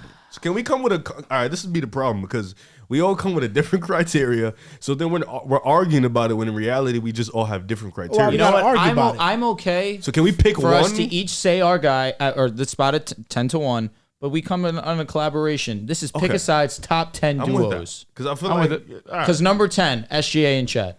I have SGA and J-Dub. I have SJ and J. I have too. Chet, but I had them 9. I'm not mad at J-Dub. Obviously, he's the scorer. But Can I say Chet, what my 10 is? yeah. Kyrie and Luka. Oh, my God. I'm not mad at that. That's low. For winning and fit, I have them 10. See, there's where the criteria Oh, you're a should come from. Celtics guy. Makes sense. Because you Yeah, 'cause have, we I'm beat them assuming you twice. have Luka and Kyrie. I don't have them in my top 10. Luke and Kyrie are not a top 10 duo in basketball. I have them 11. I had Who are- Sabonis and Fox, honorable mention, 11. Who are over those duos? They're 12. You have to have Ann and Gobert. I do, and I might switch them. That might be the one I switch. I don't have Ant Gobert. I They had would them be at an honorable 9. mention. I had Angobert at 9. Do you have Ann and Gobert on your list? No. I don't. I don't. I'm willing to take them out. All right, I'm willing to also agree on SGA and Chet J-Dub as opposed to Chet. I put Chet because he also gives you offense plus some of the best rim protection in the league. Now let me ask you this question, because my honorable mention was Embiid and Maxey. Okay, I mine too. didn't put Me them too. because Embiid's hurt. I agree. now. Yeah. That's Okay. correct. Me as well. So that's why I have SG and J Dub, Embiid and Maxey, honorable mention. My honorable mention was Fox and Sabonis. Me too. Yep. They were my second honorable mention behind Embiid and Maxey. I have a few just honorable like mentions. under the just thought Caden. process that Embiid is healthy. And I stuff. don't fucking know. Kate in the ball. All right, Caden number Monty 9. Who do you have? Williams. Mine is Kawhi and Paul George. I had them a little higher. Than I had them a bit I have higher. them at 8. We're I had gonna- them at 7. All right, number 9. Am I too low on Jimmy and Bam? You're an idiot. That's really low. I That's have them- insanely low. I have them at Them 6. them being out the top 6 is crazy. to I have me. them at 6. Yep. I get Am I it. an The idiot? talent is not there, but year in and year out, they're going to be Am I getting an wins in idiot the for that? playoffs, and they fit well together. They are so important to what the Miami Heat do. I mean, no, of they course. in terms of a duo, they probably have like top 4 responsibilities in the league. I see. All right. Impact I fucking might be can't top 3. make my full argument for the rest of them because obviously I'm spoiling. But I have Jimmy and Bam 9 for a plethora of reasons. So we can all agree that's a bad one. I have them Okay, at fine. 6. So It's spoiler. so okay, all right. That's fine. You had them where? Not 9. Okay, it's fine. High. I'm high. But I have them at 7, so Okay. we're not too so far. they're on. off. He's on my A meat. little bit lower than I'm cool with that. consensus. I realized very quickly that I said, I'm pretty sure you, maybe I'm tripping. I feel confident in my placement in them because I respect others ahead of them. But I'm cool with, who do you have at 9? and Rudy, but I'm willing to, like I said, flop them out. Okay, who do you have at 9? So 10 was Kyrie and Luka, 9 was SGA and J-Dub. Who do you have at 9? Mine was Kawhi and Paul George. I have them at 8. You know what? I'm fine. I I'm at have 7. I have Kawhi and Paul George at 7 also, so I can level here. And We could go to 8 together, level. Okay. Okay, I'm fine. But who are we putting 9 then? I'm Are willing- you making? Are you like writing actively this list? No, I have it in my mind. We're good. Oh, okay. Okay. I'm just Oh, so we saying can it record it Yeah, again? yeah. Fair enough. Or not even record it again, but just make a graphic for it Okay. So I guess So we went SGA and J-Dub, at 10. I'm cool with that. but not Chet. I had think Chet J-Dub's the written second down, guy. but I'm fine with that. Like, I know what Chet does defensively. Also, he brought up the on and off numbers on defense. It's like a 1 point improvement with Chet, or other way around, either they're or. the same relatively when he's on and off. When SGA is off the It's court, bad. the offense goes through J-Dub. Chet cannot initiate right now. He's more so catch and shoot, and like occasionally he'll like attack closeouts, but he's not somebody that you're going to play through like here, do something offensively. I'm cool with and that. he does that. That's why I think it's J-Dub. And J-Dub also is number 1 in fourth quarter points on OKC. So he's their go-to guy in the clutch usually. So I'm crazy for not having Luka and Kyrie in my top 10. I have them maybe exceedingly high. I have them at 10.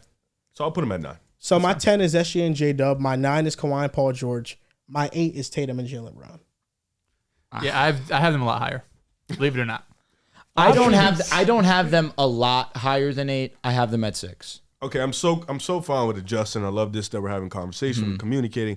10, I got SG and J-Dub. 9, I have Luka and Kyrie. 8 is where I had Kawhi and Paul George. 8, I had KD and Book. I can level 7, I have KD and because all right. I'm just gonna say I have Kyrie and Luka at 5. That may be high. I'm really giving it off the fact of Luka is unbelievable, and I also love Kyrie Irving's game. They haven't been playing the most winning basketball, but talent-wise, they're very few as good. Talent-wise, do you think they fit well together? I personally think it's kind of showing that it's hard I to build wish a one of great them team played around them. good defense. It'd be nice. I think they do fit well. They do. You see the parts around them. The offense is generationally And that's great. why Jimmy and Bam should be top 5, PJ 'cause Washington they was don't going need to many move the parts. needle. I told you that this list was a vacuum, right? Like You definitely did say that. these are the players that I think with these two guys, it gives me a better chance to win. If you have Just don't play defense. If you- JT and Tough. JB at 8, bro, is so rude. if you have Luka, Kyrie, kind of rude. Porzingis, Derek White, and Drew Holiday, I think that's like I can't talk to a shit. I had Jimmy and What Bam at I 9, mean, bro. what is? did. I don't know how you have JT and JB at 8. Jaylen Brown is having arguably the best year of his career because right at now. number 7 I have Jimmy and Bam out of bio. I think Damn, so you have Steph and Dre high. they're number 3 for me. They're also number 3 for me. Wow. I had Steph and Dre at 8. The 3 teams are the What? top. Off this season? What? At 8? Is that crazy? 8. There, My top 3 duos are duos that won championships. Jokic there isn't and Murray, 5 duos better than Steph. We're LeBron talking and AD, 2024 though. and Steph Yeah, and I Draymond. have the same top 3. That's my top 3. The No, duos I'm that talking have about in won 2024, championships. there isn't 5 duos better than Steph and Draymond. Like, no way in hell. Talent-wise? It's just- Talent-wise, yeah. fit-wise, winning. No, like- fit-wise, I'm fine with that because, of course, we see what happens fit-wise. Talent-wise? Who put in front of them? Well, I'm Everybody. spoiling. So I feel like like- we should have like a conversation at once. So just tell me your 10 of 1. Okay. I feel like it's easier to go 1 through 10 Yeah, to at do this this- point because to we do already this, did yeah. our 1, 2, 3s. Yeah. I feel like Just give me your top 10. All right, Just give I me will. your top 10. Okay, I will. Number 10, SGA and J-Dub. I had Chet, but I understand the argument for J-Dub. Number 9, I have Jimmy and Bam. Number 8, I had Steph and Dre. Number 7, I had Kawhi and PG. Number 6, I had JT and JB. Number 5, I had Kyrie and Luka. Number 4, Book and KD. 3, Dame and Giannis. 2, Jokic and Murray. And 1, LeBron and AD. Okay, so I'm 100% understanding of Jokic and Murray number 1. yeah, so that's my thing.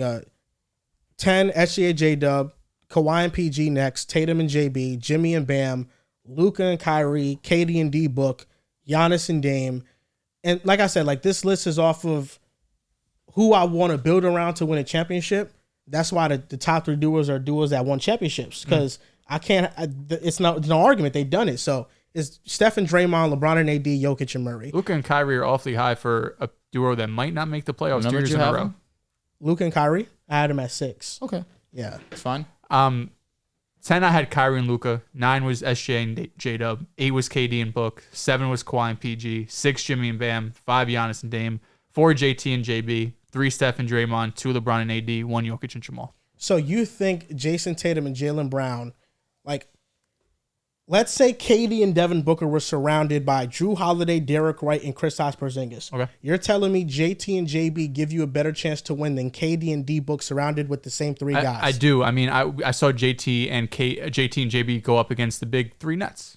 To be fair, and beat I them. don't think Phoenix would build their team. Not Big 2. Harden was One time. I don't think Phoenix would build their team with those guys around those set players. Big 3, they did beat us because JB was hurt. No, but I'm just saying, like, in terms, if we're just taking the duos and we're saying all of these duos have the same supporting cast or a similar level of players for a supporting cast. I don't know, bro. They've been going to conference finals and finals with Kemba Walker, Marcus Smart, Kevin Durant won a Robert championship. Williams. Like Kevin Durant won a championship. I'm interested. Tatum Riv. hasn't. Kevin Durant won a championship with Steph Curry. He averaged 35 in a series twice. It's Steph Curry, brother. He was on the best team. And then he ever. also led a team to the world. finals at 23 years old. He was on the best team ever. Jason Tatum was 24 when into the finals. He didn't beat a better East than KD. You're saying that Tatum... What are we doing, bro? You're telling me that I Tatum's just run hear to the Riv's East was rant? better than Can I Why KD's are we run to the talking West? about 24-year-old KD when he's 35, Yeah, bro? that's a good point. Because we're talking about what they did. You're acting like KD That was a hasn't done decade anything. ago. KD just had one of his best playoff series ever. Not too long ago. When? Oh, 3 the years Bucks, ago. Bucks, Nets. Bucks. He just years averaged ago. 29 in the playoffs. That was 3 just years ago. 3 years ago. He just averaged 29 in the playoffs. Let's not act like KD's I'm not really- a superstar I'm still. really KD's interested. still better than great. Jason Tatum. KD's still a better player than Last Jason time they Tatum. matched up, Jason Tatum outperformed him. And we that's for sure. Anyway, Riv, please tell me your list. I gave my top. And Devin Booker, first time in the playoffs, he made the finals. So he already has done. he already has done something that Tatum And has then done. he played led so a team to the bad that finals. the organization had to issue a statement to the fans. In the finals, no, he didn't. I know. No. Who in played worse game in the 6? Who played worse in the finals? Tatum or D Book? Oh, Tatum. Okay, easily. I'm done. End the conversation. both lost. End the Who conversation. cares? Booker's not better than Tatum, though. There's no They're way in the he's same better. tier. They're in the same tier. They're in the Same tier, but I don't Booker know. is definitely not better than Tatum. They're in the same tier. But Tatum's definitely better.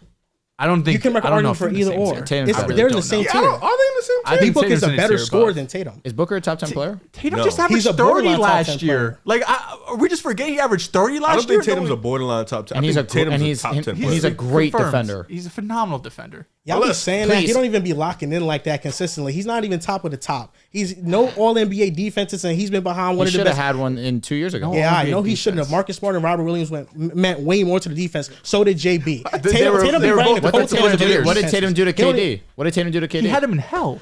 Riv, your They list. trapped KD. That Riv, series. your list, please. I'd love to hear. Oh, you guys are arguing about Tatum again, you know? Yeah, about shit that happened like 4 years ago because that's the last time KD This did anything is a lot of decent. talk for a motherfucker who has not won a championship yet. And he's gonna choke. 25. And he's gonna choke again this year. 25. He's gonna choke again this year. He's gonna choke again this year. Believe that. He's gonna choke again. He's gonna choke again. He not Kevin Durant. Let's stop playing. He's not Kevin Durant. Your boy SGA don't got a chip. Your boy Luka don't got a chip. SGA's better than Your boy Tatum. Harden don't got a SGA's chip. better He's than damn near Tatum. out the fucking league. SGA's better than Tatum. None of your guys got a chip. You haven't even seen Tatum the has finals. never had a regular season like SGA's having right now. I hope He you know averaged that. 30 last I hope you know year. that. It's not the same regular season. SGA's My having a brother way more better efficient. season. Like, What? good for him. Last year He averaged 30 and went to the conference Not only finals. efficiency, SGA's doing it on right Well, now. What are you SGA go to talking the about? conference finals. SGA won a Yo, playoff series. Tatum first. has had a regular season as good as what SGA's doing this year. As good or better? No, as good. Last year. He had 30. He was Last averaging year, 38 and 5, 38-9, something like Didn't that. Tatum average like 30? Yes, The it efficiency was amazing. not the same. No. SGA is shooting 49% in clutch time. He's shooting clutch 50% time, yeah, no, on no. pull-up jump shots. He's an elite mid-range shooter. he was He more- boosted he was his more, three-point efficient, percentage. for sure. He's an elite driver to basketball. been That's better. something that Tatum cannot say. He's not better than SGA. He's not an dog. elite driver. Tatum? No. He's not. Does a, SGA have No, he's any not. He's playoff an elite moments? finisher. Not right now. We'll get there. Does SGA have any playoff moments? I just No. hate that Oh, cool. SGA has to get this Tatum shit has out. a laundry fucking list. We'll get there. If playoff moments matter so much to you, why is Lamar Jackson one of your top-rated quarterbacks? He's oh fuck. Wait. First of all, Shit's getting real now. Shit's getting real now. was Shit's Lamar getting real now. Jackson not Shit's a getting top real now. 5 quarterback for you? Is he the second best quarterback in the league too? Didn't he have No. Lamar Jackson as the number 1 quarterback this season at one point in It time? was a did. I remember that. list that was Mahomes. changing. Just saying. He's not. Is Lamar Jackson, can he be any lower than the 5th best quarterback going into no, next year? who's better, Joe Burrow or Lamar Jackson? Oh my God. I would take Lamar. Even though does he have playoff moments like Joe Does Burrow? Joe Burrow? Yes, he does. Joe Burrow Yes, he doesn't does. really, he has like one drive. Josh Allen or Lamar Jackson? Josh Allen. Okay. And Leave my brother out of this. That's a clearing. Josh Allen. okay. Number 1, That's number so 2. crazy to It's say, very but it's true. He won MVP. No, it is a clearing. Josh Allen's better. 2-time MVP though. Josh Take Allen's that. better. No, but I'm just saying he talking about playoff moments. Yet Joe Burrow got more playoff moments You than were Lamar. talking and about Lamar is Jason over Joe Tatum, Burrow. and the only way you could get a W on me is to bring up football. All right, bro, like you're a Jets fan. I'm bringing. goddamn. Jesus Christ. Jets fans. I'm bringing up, bro. What I'm bringing up is your logic, your line of reasoning that you use for something else. Bro cooked his own team. I respect the fuck out of that. I'll take a dub anywhere I could get him, man. So my list. After all that hoopla and yelling. So number 1, I got Fine, I fucking got Joker wait. and Murray. 2, I got LeBron, AD. 3, I got Steph and Dre. 4, I have Giannis and Dame. 5, I have the Jays. 6, Jimmy and Bam. 7, KD and D Book. 8, Kawhi and PG. 9, I'll put Luke and Kyrie. And You gonna get his dick now? Because he had the Jays 5. I'm still on thinking about him. what you was saying. I wasn't even really listening to Riv. I'm sorry, Riv. But what I wanted to say is that I'm not. My criteria and his criteria are different. yeah, we all did this on different criteria. Now, Clearly, this is fun. brother's got our a list team is that's so- never my made the list is playoffs nowhere at near 6. anyone. Yeah, but Drew had Kyrie and Luca ahead of where I had them. He's talented. And you He's going you talent. trying to I come at did me? go talent severely. I didn't hear his list. I just heard yours. I kind of went more the Dehls route, winning, fit, all that good stuff. I really went talent. It was bad. Maybe I should have. You didn't respect Draymond. I think it sounds nice in theory, combining all of our lists in one. If we did duo, most likely No, to it break seems up. like it's It's not gonna probably- happen. If we did duos, most likely to break up. Where would Luka and Kyrie Oh be? my fuck. Jason Tatum and Jaylen Brown might be hot because if they flame out in the playoffs, they're gonna think about shipping out Jaylen Brown. Actually, they're Been not. together like 8 years. Jaylen Brown has been one My of brother- the best defenders. Jaylen Brown, like, In the legitimately is league. having Signed one to of his max. best seasons of his career right now. yeah, good for him.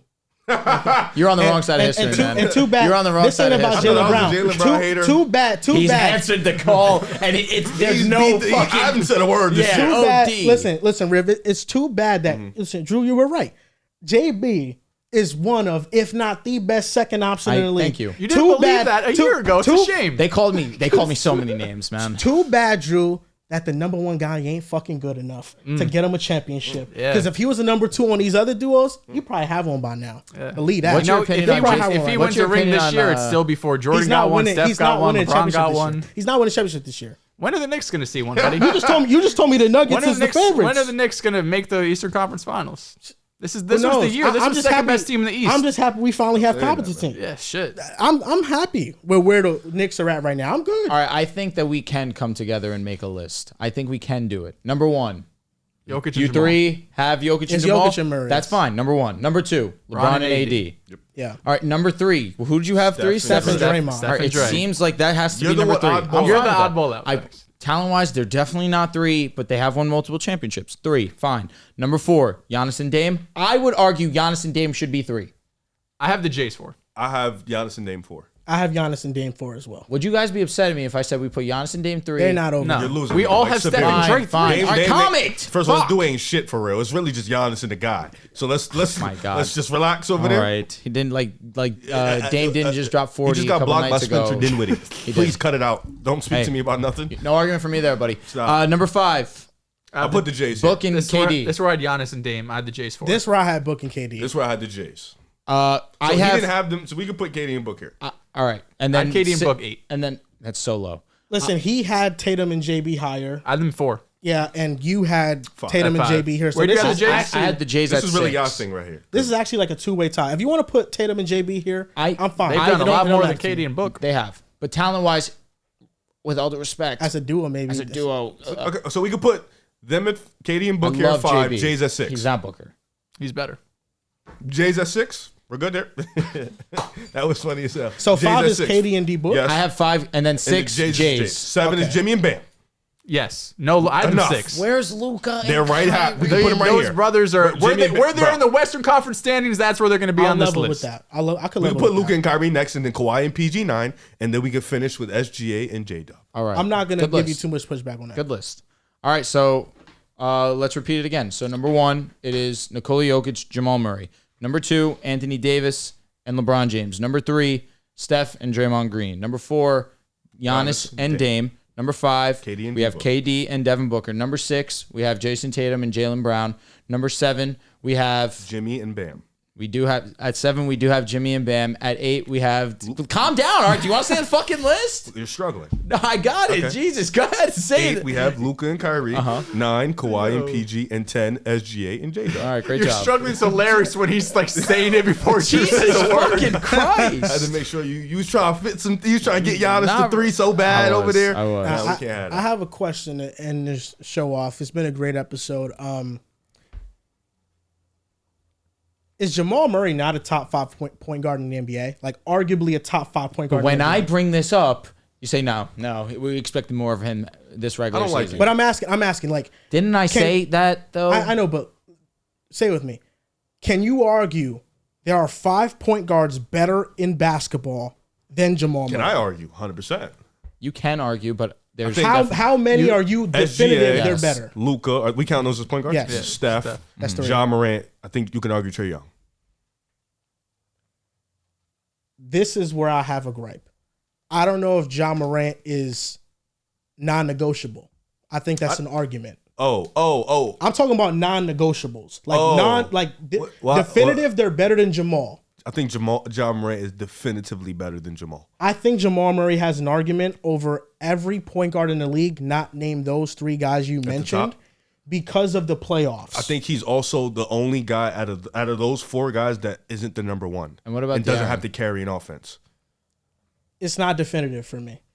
even though What'd you say? he's De'Aaron. Oh, He's It's up his not 3-point definitive for me. percentage. We saw him in the playoffs. In a regular season, Jamal Murray hasn't made an All-Star game yet, but I think he has played at an Good job in the All-Star playoffs is level. OD. Yeah. Jamal Murray last 2 playoffs, 26, 6 and 7. yes. Shooting 50, 40, 90 damn near. If we weighted playoffs so heavily, there to me are only 3 non-negotiables that are better than Jamal Murray.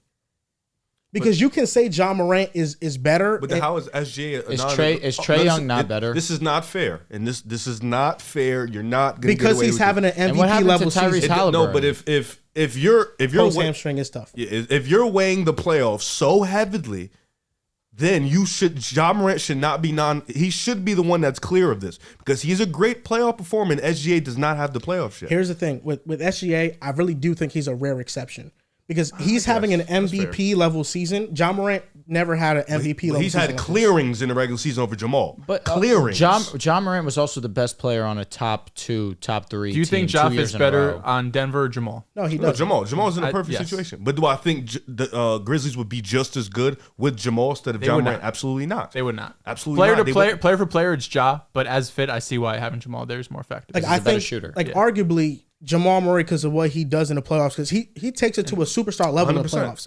He can be argued as a top 5 point guard, not at the top 3 spots, but 4 or 5. That's tough. I think because then you can get into I was the gonna say we haven't mentioned Jalen Brunson. then you could get into the semantics game though. It's like, okay, Ja might be better at leading a regular season team, but like behind Jokic, who fits better? It's Jamal Murray. And ultimately, the number 1 option can be used as an argument, but I think we all would agree that John Morant can't be the number 1 option on a championship winning team. He would kind of have to be the second option. So then we're measuring these players off of how great they can fit as second fiddle. Yeah, but Jamal's been with one guy his whole life.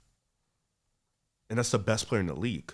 I don't think we can knock him for that. I'm not knocking him, but you have to look at his situation to look at these other guards' situations with actual heavy load responsibility. Like the Joker is literally their top playmaker and their top scorer. Like John Morant has to run the offense, be their top playmaker, be their top initiator, be their finisher. Like he has to be all these things. Can So, SGA undoubtedly be the best player in championship team? On this trajectory, absolutely.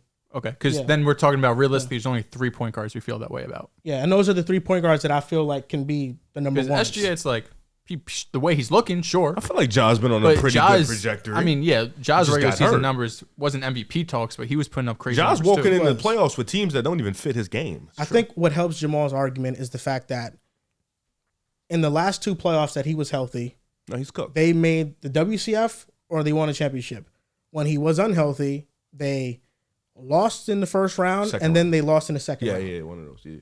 So I think that helps his argument because as much as Jokic helps Jamal, I think Jamal also elevates in moments. And he's one of the toughest shot makers in the playoffs that I've seen. Oh, most definitely. You're not going to get an argument from me.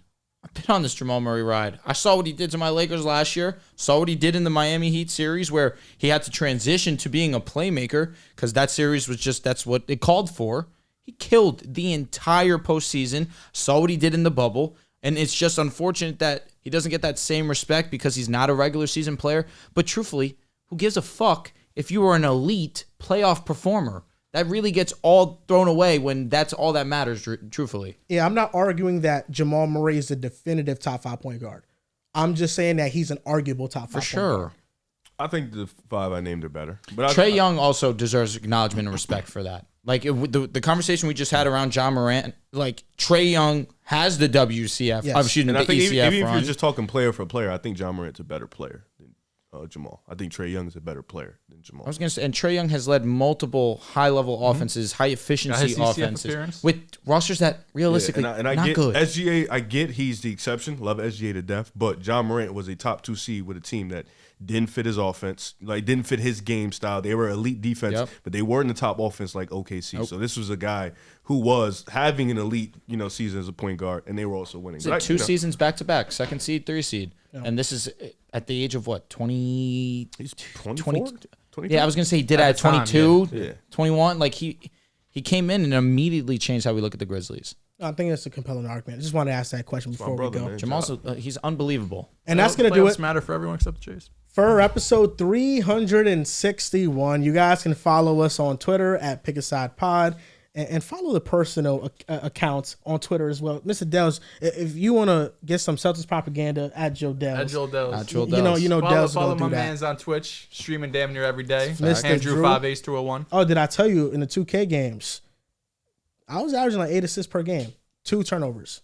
That's great. Oh, yeah, I was You're wilding gonna as a turn the playmaker. ball over. It's gonna happen. Yeah, I was wilding as a playmaker. I had 12 assists the last Point game. guard is by far and away the hardest position to play in rec. By far and away. I was Because you doing got my heads thing. yelling at you constantly, like, why don't you take that shot? Like, but meanwhile, you're looking for all these other guys. But then when you're selfish and you take the shot, bro, I was cutting, I was open. So you can't win. So that's great. And you can follow us on Instagram and TikTok at Pick a Side Podcast. Thank you guys for watching, and we'll see you guys next time.